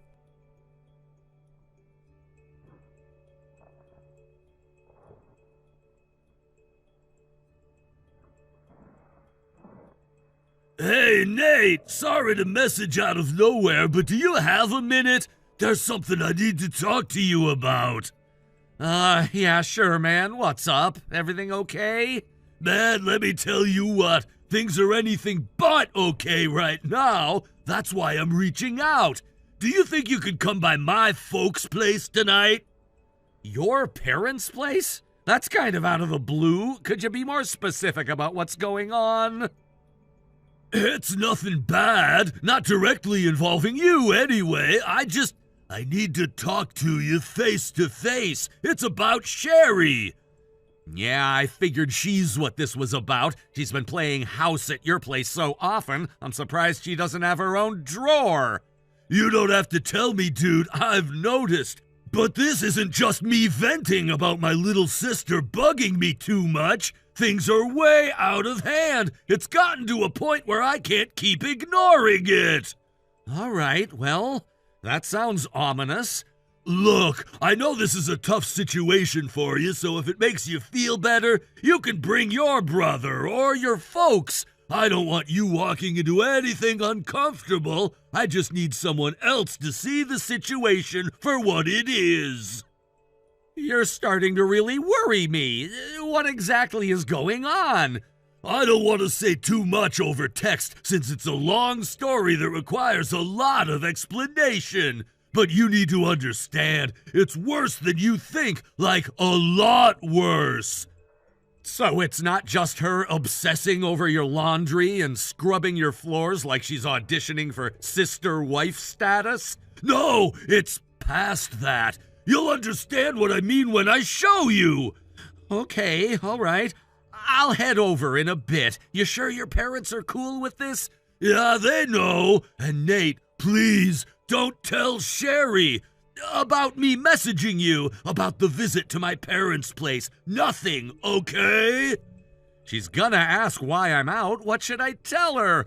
Make something up, please! If she finds out, then this is just gonna go from bad to worse. Hell, man, I'm pretty sure we're already way past worse. Well, if you put it that way, then I guess I have no choice but to take you seriously. I'm on my way now.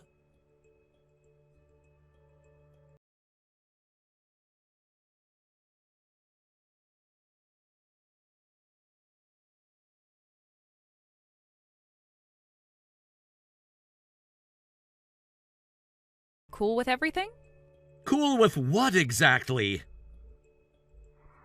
Jason moving in, obviously. He'll be here tomorrow evening. I already told him yes. You what? Nate, don't start. It's been days. You didn't object, so I moved forward. It's called progress. No, it's called bulldozing. You decided something huge without even having a real conversation about it. I did have a conversation. You were just too busy sulking to engage. Sherry, we don't have the room. That space you're picturing him taking, that's my home office now. I work in there every day. You want me to set up my laptop on the kitchen counter? Then he won't take the office. Jason and I will just share my room. Problem solved. What? Are you hearing yourself? You're seriously suggesting bunking with your brother as a married woman? Oh my God, stop being weird. It's not like we're strangers. We shared a room growing up. It's fine.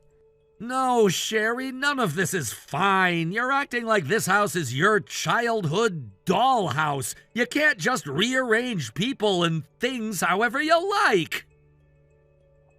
I hate to remind you, but it is my childhood home. I grew up here. So did Jason. So yeah, I can totally do whatever I want with it.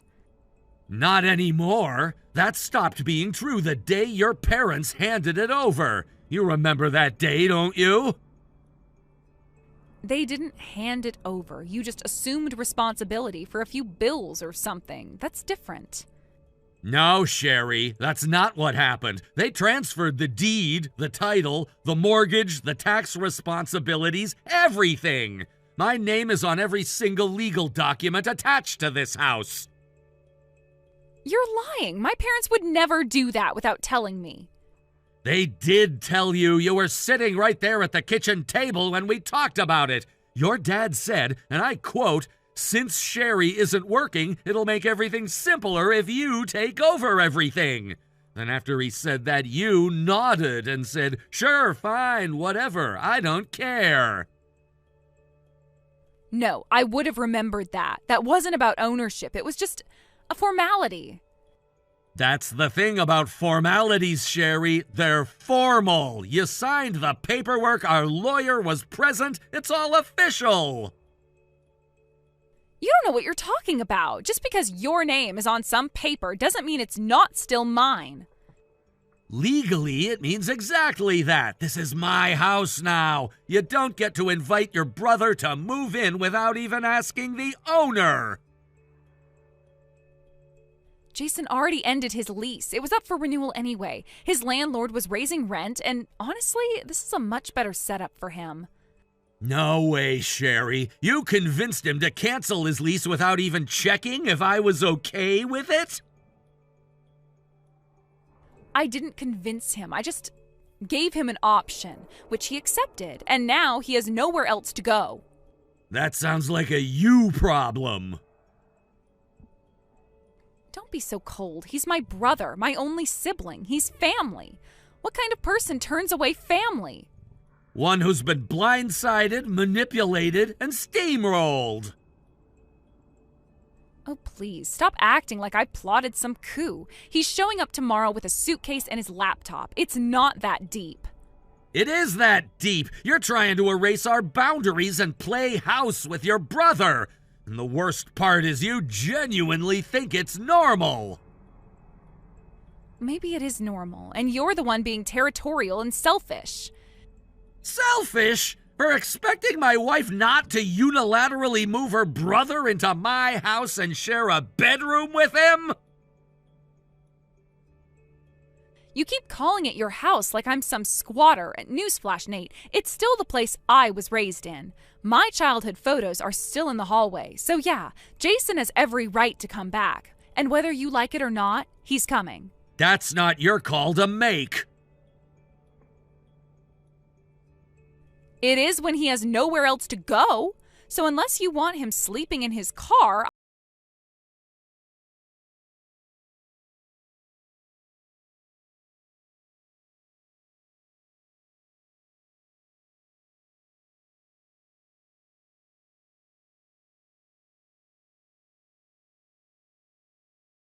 And why is our house listed for sale online?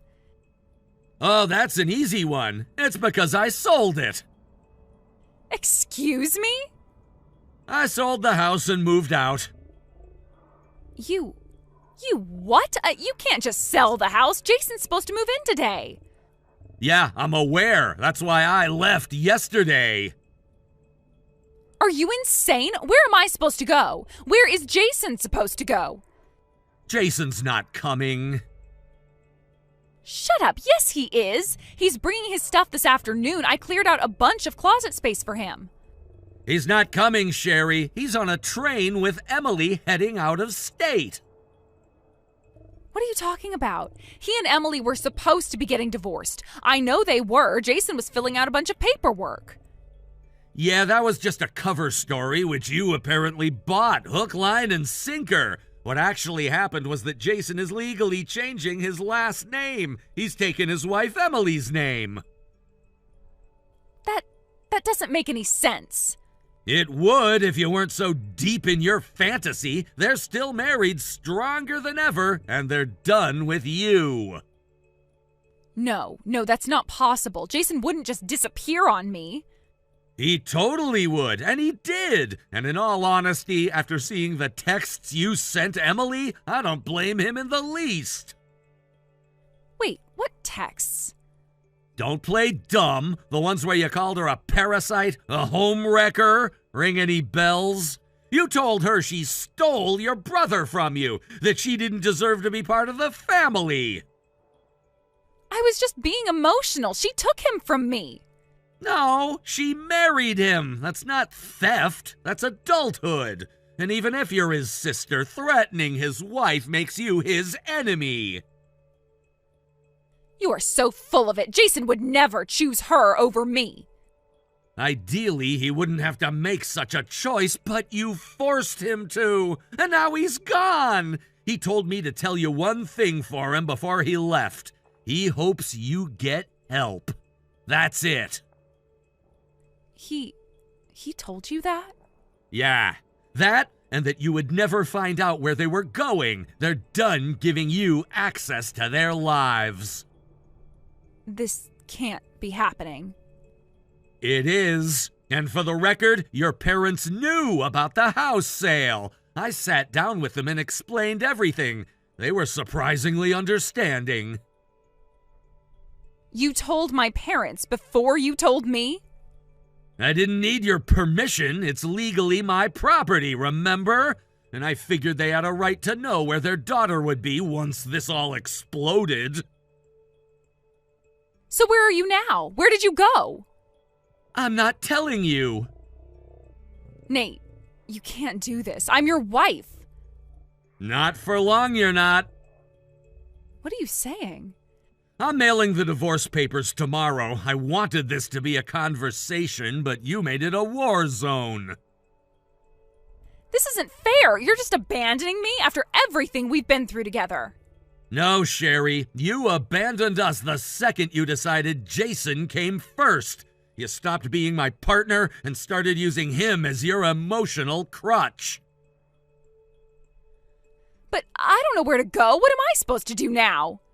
I imagine your parents are pulling up around now. They offered to take you in, temporarily anyway.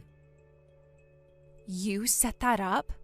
Let's just say they're not thrilled with how things turned out, but they're not heartless, unlike you. You can't just vanish. You can't erase me. Watch me. At least tell me where you're living. I deserve to know.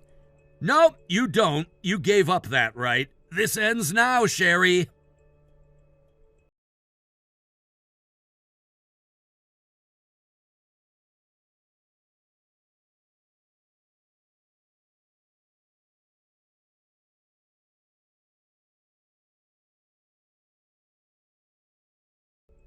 "10 minutes after our last message, her parents pulled up and took her away. She didn't even have a bag packed. She just stood there in the driveway, stunned, like the world had cracked in half and no one told her it was coming. I filed for divorce the next morning. No alimony, no drawn-out court fight. It wasn't adultery, it was obsession, and I had the receipts to prove it. Jason never spoke to her again. That was the part that hit her hardest. Her beloved brother, the center of her warped little universe, gone without so much as a goodbye. Her parents didn't coddle her. They sent her to some live-in work program 2 states over, something strict, physical, and humbling. A few days later, I got a wall of text, a weird, rambling poem about forgiveness and fate and how stars realign after the fall. I didn't reply. I changed my number instead. Sydney! Hey, listen to me. You're not gonna believe this. Good evening, Melissa. I'm already off work. What's the emergency? Oh, come on, don't be so stiff. Talking about work after hours, how boring can you get? Seriously, loosen up a little. Right. So what is it this time? Guess what? I had another cute little after-work date with the CEO today. Uh-huh. You and the CEO again? Yep, he even called a taxi just for me. Can you believe it? Made sure it dropped me right in front of my apartment door. Interesting. Though, wasn't today the day he had that important dinner meeting with a client company's president? Pretty sure I heard him mention he was getting a car because of that.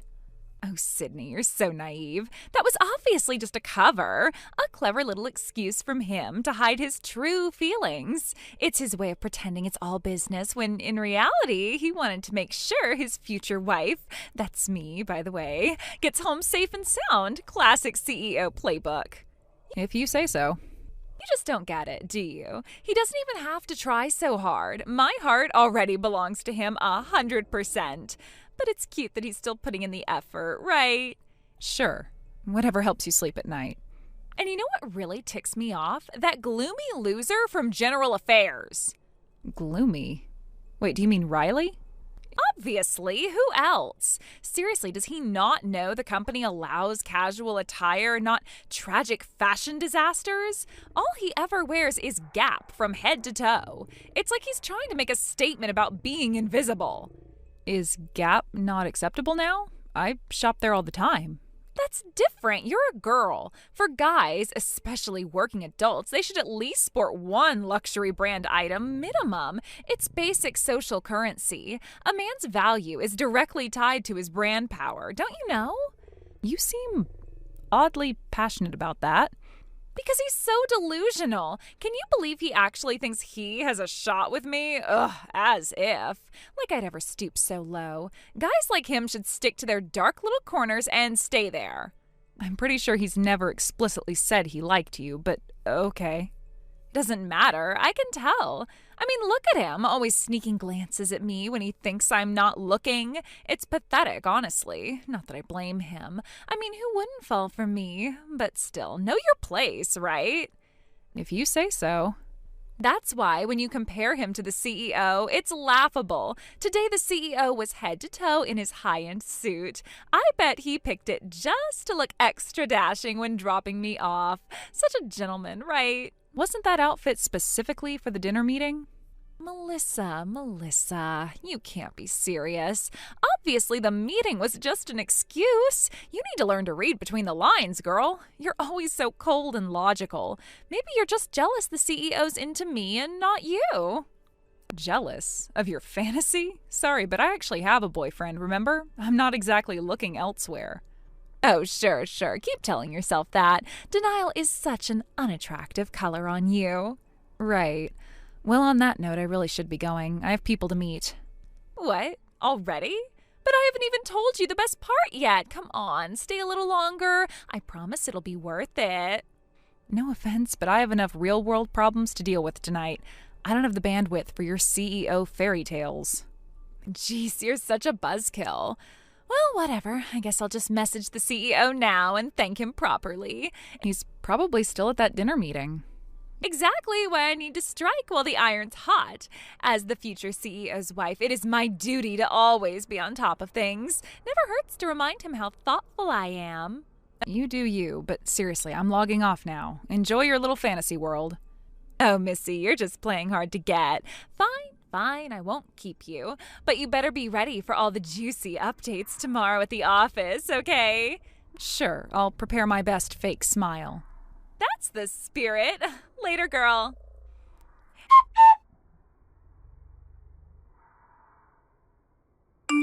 Hey, let me guess.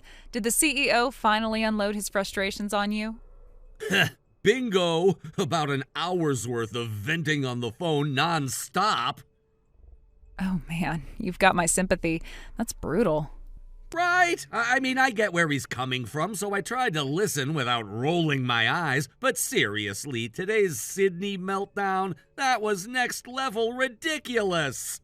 Tell me about it. I even got dragged into her delusional little love fest via text. Sorry, dude. Poor you. You know, the CEO just wanted a cab to the client dinner, right? But Sydney thought it was a personal chauffeur service just for her to her house. Yeah, I heard the whole saga. Apparently she just hopped in the moment the CEO got in, didn't even ask. She told the driver her address like she owned the place. Exactly, and she wouldn't even let the CEO speak up. I guess she grabbed his hand and started gushing about their special connection. The poor guy couldn't even get out of the car. He told me he was this close to missing the client dinner because he couldn't physically escape from Sydney. Jesus. He has told her, right? That he's not interested? I mean, officially told her. Yeah, multiple times. Doesn't matter, though. It's like she's wearing invisible earmuffs. Nothing gets through. After his SOS call tonight, the whole office is kind of scrambling to figure out how we can, I don't know, deprogram her? But she's like a fortress of delusion. Nothing penetrates. No kidding. I've tried subtly hinting at her before, tried to let her down easy, you know?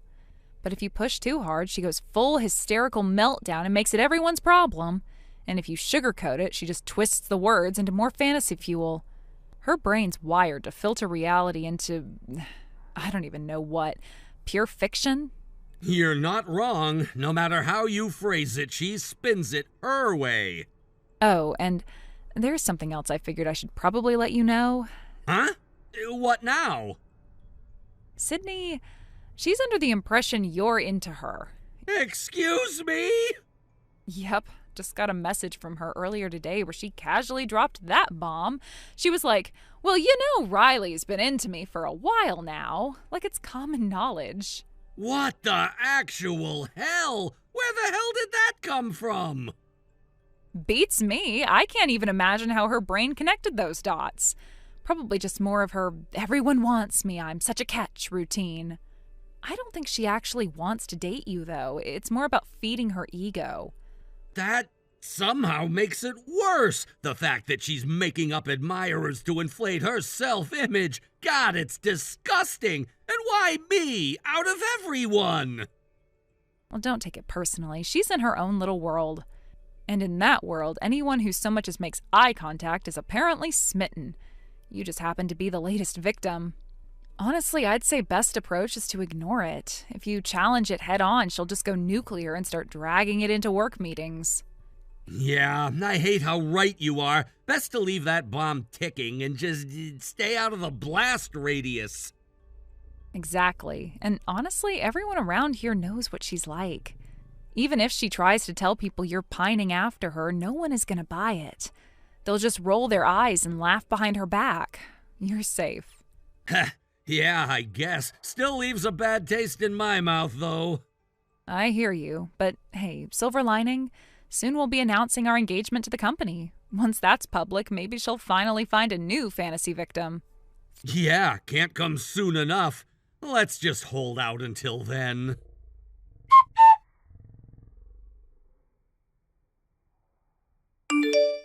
Hey, Melissa, guess what? I came up with this super fun game just now. Fun game? Should I be worried?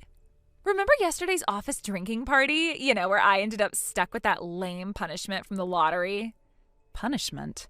I thought that was just deciding on 3 possible venues for the newbie welcome party and sending the choices to the office group chat. It wasn't even supposed to be a punishment, just an administrative role. That's totally a punishment, don't you think?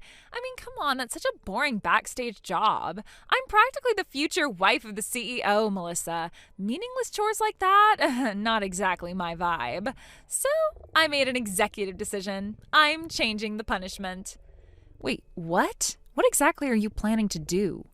When you say punishment game, there's only one thing that truly fits the bill. A fake confession prank, duh! A fake confession? You're not serious. Totally serious. You know the drill, right? Confess to someone, get them all flustered and happy, and just when they're floating on cloud 9, bam! Surprise! It was a punishment game all along. Classic, right? Come on, it'll be hilarious. No, it won't. That's not funny, Sydney. That's just cruel. Oh, lighten up. Think about it. They get confessed to by me. It's basically giving them the best day of their life, even if it's just for a minute. I'm basically doing them a favor. They should be thanking me. Sydney, who are you even planning to pull this on?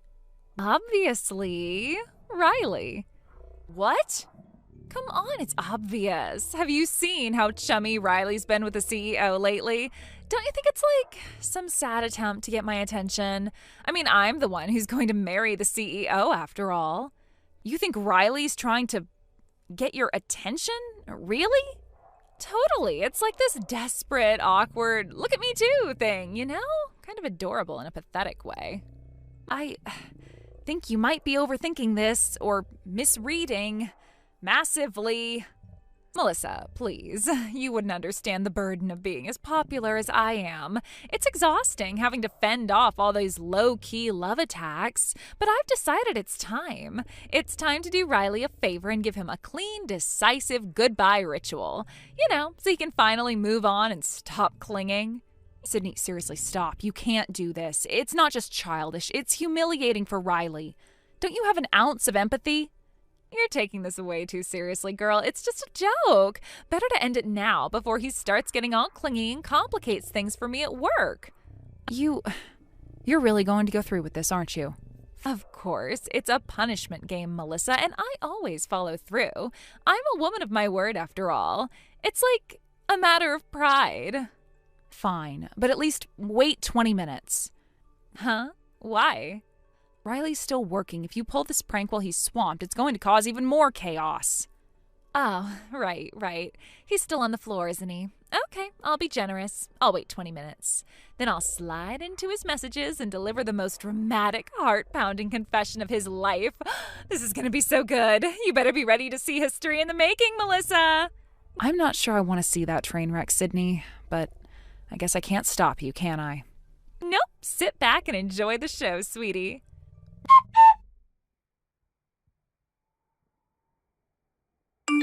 Riley, done with work yet? Good evening, Sydney. Is there something I can help you with? Jeez, you don't have to be so stiff with me, you know. Is there a reason I shouldn't be? You're still technically my senior at the company, and I'm responding as I always do. Oh, come on. Actually, I messaged you tonight because I thought it was finally time to respond to your feelings. I'm sorry, what exactly are you talking about? Shh, don't say anything yet. Let me say it, okay? Let me be the one to put it into words. I like you, Riley. What? You're shocked, right? I mean, who would have thought we were secretly into each other all along? But that's what it is. I can't hold back anymore. My heart's practically bursting. So what do you say? Let's stop wasting time. Come over to my place right now. Let's become one. I'm on my way. Like hell I am. Full rejection activated. Huh? Sorry to crush your little fantasy, but No thanks, Miss Delusional. I already knew about your little punishment game. What? That can't be. Melissa was the only one who knew. Oh, don't tell me. Yup, Melissa tipped me off earlier. Apparently you've been running your mouth about your little prank plan. Melissa, oh, that snake. She's just jealous, isn't she? Jealous that I'm so popular? Wrong again. What's so wrong about it? Melissa found out you were plotting some pathetic prank on her fiancé. She did what any reasonable person would do. She warned me. Fiancé? What did you just say? You heard me right. Melissa and I are engaged. We'll be announcing it to everyone at work soon enough. What? No way. You're just messing with me, right? You like me, don't you? You always did. Where on earth are you getting that from? I've never had even a sliver of romantic interest in you. Then why are you always buddy-buddy with the CEO? That's obviously your way of showing off to me, right? You wanted me to notice you. Not even close. Then what is it? Because the CEO's going to be part of my family soon. Huh? What are you talking about? The CEO's getting married next spring. Yes! Finally he's going to propose to me! I knew it was coming! No! The CEO's fiancée is Melissa's older sister. What? They've been together for 7 years now. They always planned to announce their engagement in the CEO's 3rd year of tenure, which is next year. 7 years? That's right. Sorry you had to find out like this, but I figured someone had to finally burst your bubble. But no one ever told me. Why would they? You're just a regular employee. They don't owe you their private life updates. Just an employee? How dare you? It's the truth, Sydney. The CEO treats everyone kindly. He praises all of us when we do good work, but you took those words and twisted them into something they're not. Honestly, if you paid even a little attention to how the CEO handles people, you'd have realized he treats you exactly the same as everyone else. No more, no less. No, that's not true. I know what I felt. He always said such nice things to me. He says nice things to everyone. And just so you know, the CEO's been venting to me for a while now about you. He's been seriously stressed out because you won't stop throwing yourself at him. Liar. He's been carrying stomach meds around because of you, Sydney. That's how much you've been pushing him to his limit. Stomach meds? No way. And since we'll soon be making our engagements public, let me make this crystal clear. Leave the CEO alone, for everyone's sake, including yours. Wait, what about my seat as the future CEO's wife? That was supposed to be me. That seat was never yours to begin with. You just convinced yourself it was. You can't do this to me. You can't just cut me off like this. This conversation is over. Good night, Sydney.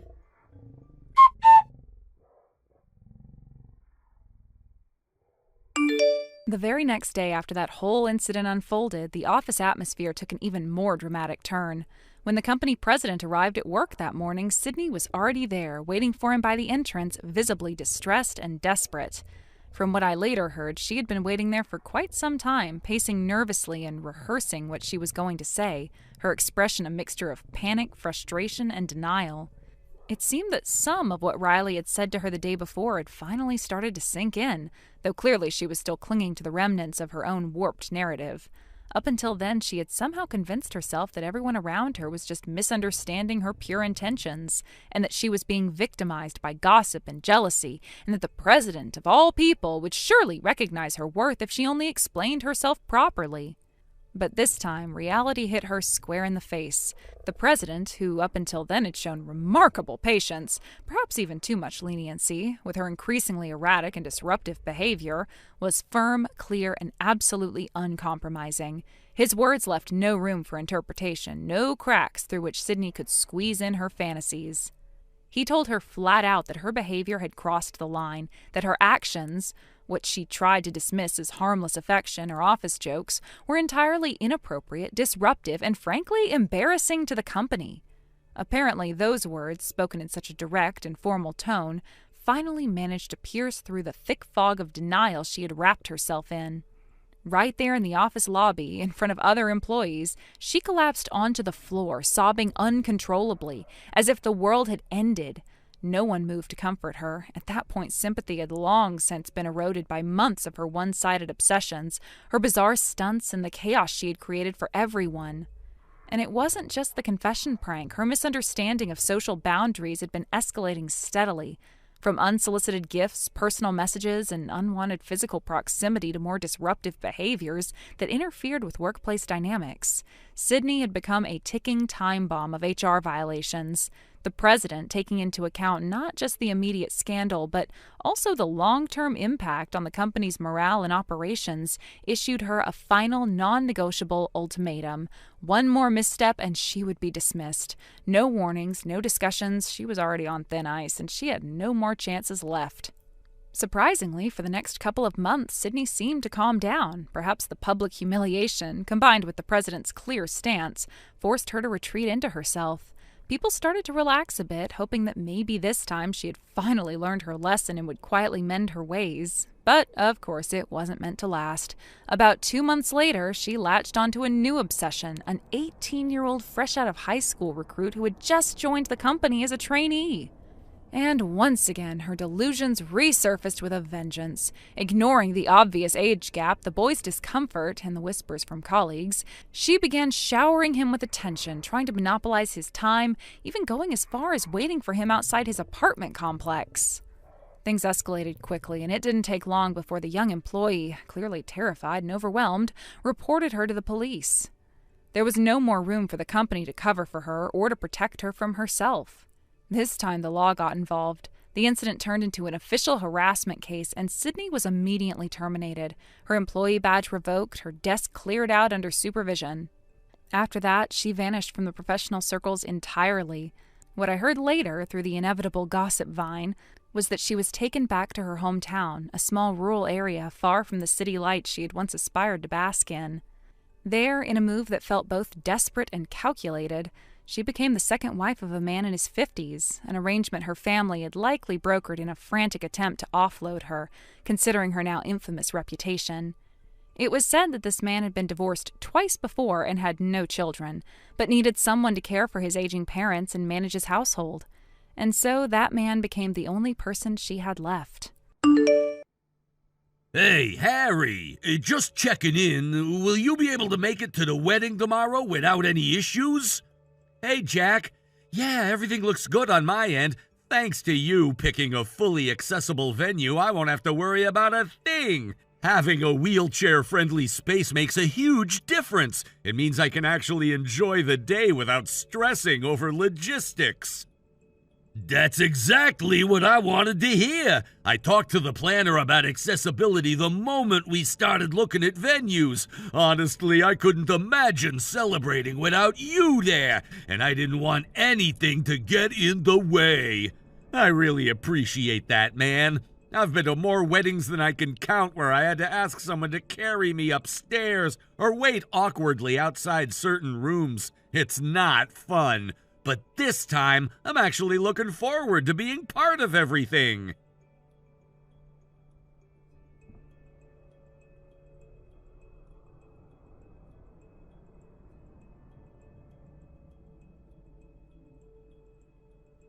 Jack, you're probably in the middle of getting ready for the ceremony by now, right? Harry, I'm just about to arrive at the venue. Don't come. I mean it. Turn around. Don't show up in your wheelchair. Wait, what? What do you mean, don't come, and especially don't come in a wheelchair? Jack, what's going on? I'm sorry. That came out wrong. I didn't mean it like that. No, you wouldn't say something like that without a reason. I know you. So tell me, what happened? The wedding's off. It's canceled. What? What are you talking about? You were fine yesterday. Nervous, sure, but excited. Nothing seems wrong. I know, but everything blew up this morning, and I mean everything. Is it Sarah? Did she call it off?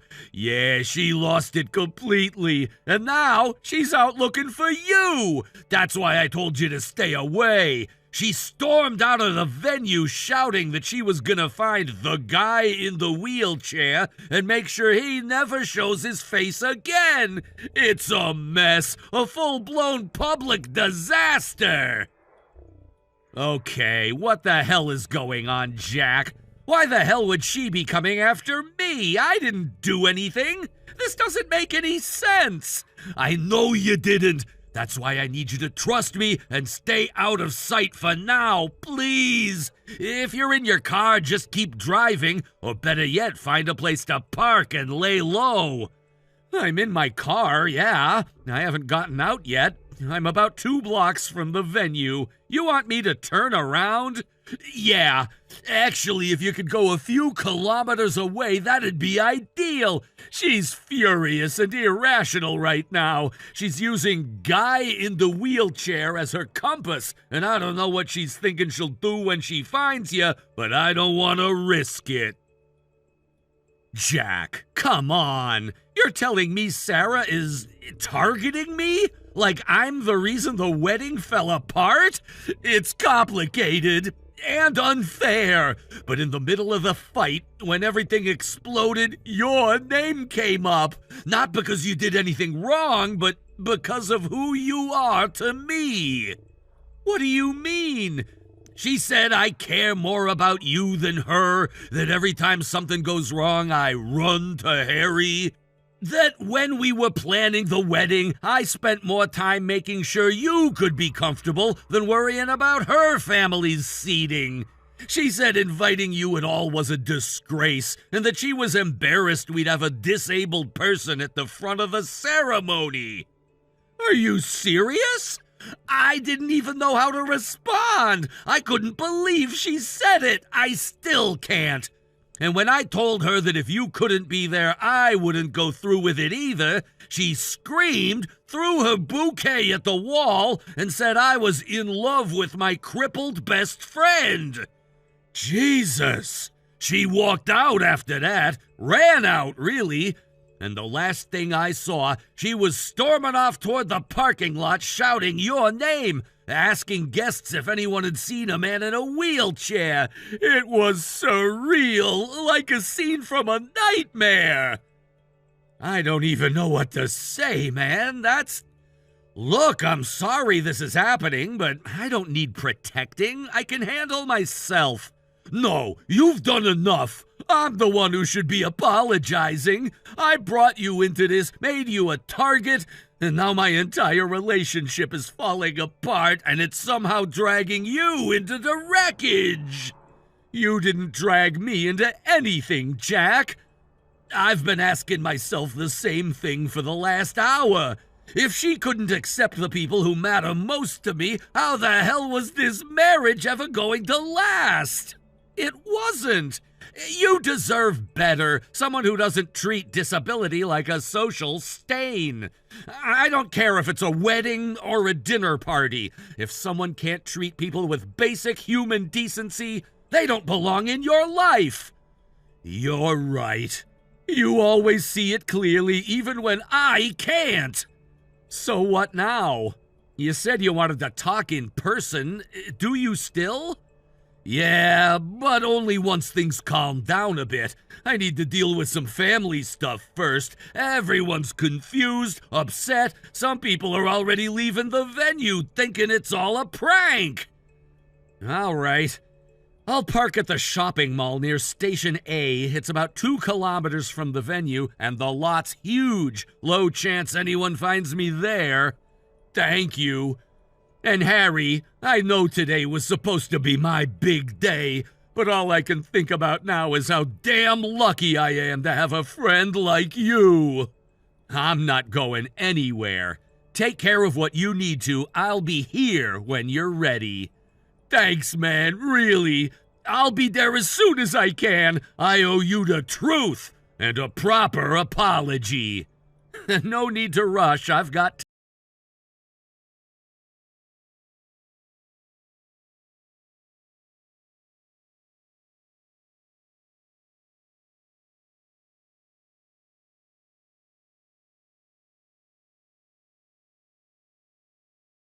This is Harry.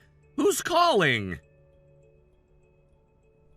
So this really is Harry's number. Perfect. You should recognize my name. Sarah, I'm texting you from Jack's phone. Wait. Sarah? As in Jack's fiancée? Bingo. Now tell me, where the hell are you? Excuse me? Don't play dumb. The wedding was called off, and it's all your fault. Hold on. My fault? What are you even talking about? Don't pretend you don't know. Where are you? You're the reason Jack said he wouldn't marry me. So guess what? You owe me damages, financial and emotional. I'm not letting you slither away from this. Miss, I think there's been a misunderstanding. I haven't been told anything. So right now, I'm not even sure how I'm supposed to respond to your accusations. I'm honestly just confused. Unbelievable. You really don't get it, do you? I'm afraid I don't. If you could calmly explain what exactly makes me the cause of this wedding being canceled, maybe I could respond properly. Ugh, fine. It's simple. It's because you're in a damn wheelchair. What? Oh, don't act surprised. You've been glued to Jack's side like some pathetic barnacle for years. A high-spec man like him, a top university graduate, great job, perfect pedigree, and he's still babysitting you like you're his emotional support project. It's pathetic. Jack and I are friends. Best friends. We've been through a lot together. That's exactly the problem. Pardon? I was trying to free him from you, okay? Today was supposed to be a fresh start. I wanted him to finally let go of you and your clingy little best friend dynamic. That's why I removed you from the guest list. You were never supposed to be part of today. I see, but why not just say that outright? Because everyone treats you like some saint. You saved his life, right? That's the story. So you use that like a badge, like some guilt trip to stay tethered to him forever. You play the victim, and he plays the hero. God, it's exhausting. I've never once used what happened between Jack and me to manipulate him. I don't think of myself as a burden, and I certainly don't demand anything from him out of pity. Well, I thought maybe he just didn't have the guts to cut ties with you himself, so I figured I'd help him. Get rid of you cleanly. I had everything set. The seating chart, the speeches, the photos, without a single mention of you. And guess what? He lost it. Maybe because you tried to erase someone who matters to him. Why? Why would he pick you over me? After everything I did, the planning, the dress, the venue, and then he has the nerve to say he won't marry me because I don't respect the people who've shaped his life? What does that even mean? That sounds like something Jack should explain to you directly. What? Jack just arrived. I think it's best if you take it up with him. Wait, what? He's with you? Yes, he just parked and is walking over now. You planned this, didn't you? You're brainwashing him against me, turning him against the woman he was supposed to marry. Sarah, I didn't reach out to him. He came to me because he needed clarity, peace, and maybe some honesty. None of this was orchestrated, but it seems like he finally saw something in you that scared him. I didn't do anything wrong! I'm not here to judge, but if your reaction to your wedding unraveling is to stalk me through his phone and scream about disabilities, maybe, just maybe, he saw the right thing. I swear to God, if you say one more smug word, I'll...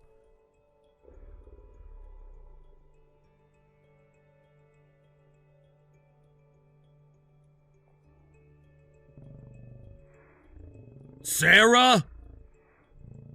Jack? Wait, what? Weren't you supposed to be at the venue?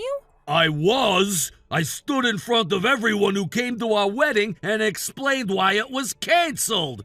I apologized on both our behalves. Then I handed things over to my parents and came straight to Harry. Wait, what the hell? You left our wedding to run to him? Where even are you right now? What exactly are you planning to do with that information? I want to face the person who ruined our wedding. He needs to apologize in person. And after that, I'm getting a lawyer. I'll sue him for emotional damages and lost expenses. This won't end quietly. You really think some lawyer's gonna take on a case that insane? Excuse me? You still don't get it. The one person I wanted most at that wedding, the person I wanted to share that day with, was Harry, my best friend, the man who saved my life. What are you talking about? And you didn't just ignore that. You went behind my back and erased him from the guest list. Because I thought you were just being manipulated by him. Come on, Jack. He plays that whole life-saving friend card so he can stay in your orbit. He's in a wheelchair. You've been stuck helping him for years. I haven't been stuck doing anything. I chose to be there for him. He never asked for it. I offered, gladly. Seriously? Are you really saying you want to spend your life tied to a guy in a wheelchair? Sarah, I think you've fundamentally misunderstood what saving my life meant. What's that supposed to mean? Harry got hurt because he pushed me out of the way when I was about to fall from a rooftop. He took the full impact. He could have died. Yeah, you told me that, but... And you think that somehow makes me the victim? He lost the ability to walk, and not once has he ever blamed me. He's shown nothing but kindness and patience. He's never guilted me, never demanded anything. I would give him the world if I could. And you're asking me to cut him out of a day that's supposed to mean something? So you're saying you want him there? You chose to keep him in your life? Yes! He's my best friend! I love him like a brother! There's no guilt, no obligation, just mutual respect and real history. And you tried to rip that away! But Jack, you did reject multiple wedding venues because of him. Don't act like that didn't happen. Yeah, I turned down places that weren't wheelchair accessible because I wanted Harry there. Exactly. You said no to every venue I wanted. And why? Because of one person. If he hadn't been invited, none of that would have been a problem. We could have had the wedding I actually dreamed of. You're unbelievable.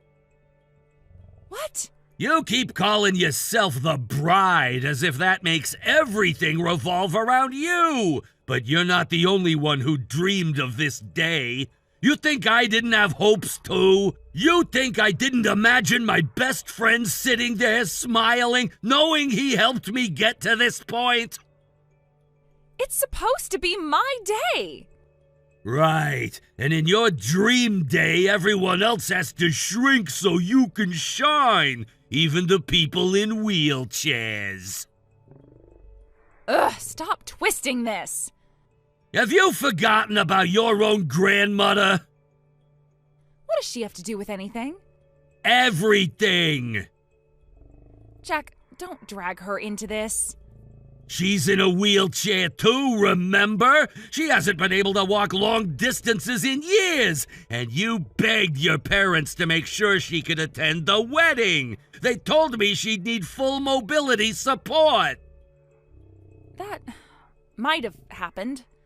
And I said, great, then we'll make sure the venue works for everyone. We all agreed, you, me, your parents, a fully accessible venue for both Harry and your grandmother.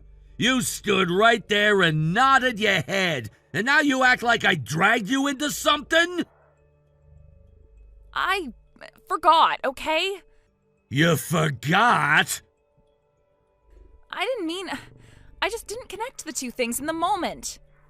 Then let me connect it for you. This wedding never should have happened. What? I tore up the marriage certificate before I left the venue. It's done. What? Without even asking me? That's heartless. You really want to talk about heart? I was hurt, okay? I just wanted the day to be perfect. I didn't mean to... Sarah, you deliberately excluded the one person who gave me a second chance at life. You cared more about your floral arrangements than human dignity. And now you want me to believe this was just a misstep? So, what now? Now, you'll be hearing from my lawyer. Wait, what? You'll be covering the cancellation fees for the venue, the catering, the photographer, the guests' travel costs. Why should I be the one paying? You're the one who walked out. Because you caused this. You lied, you manipulated, you humiliated someone I love. You made this wedding impossible. You were the reason it ended. No, it was Harry's fault. If he hadn't... If you hadn't cut Harry out, none of this would have happened. You are the problem. And I realized I couldn't spend the rest of my life with someone who doesn't understand basic empathy. Jack, please. Goodbye, Sarah. I hope one day you learn what it means to care about someone more than yourself.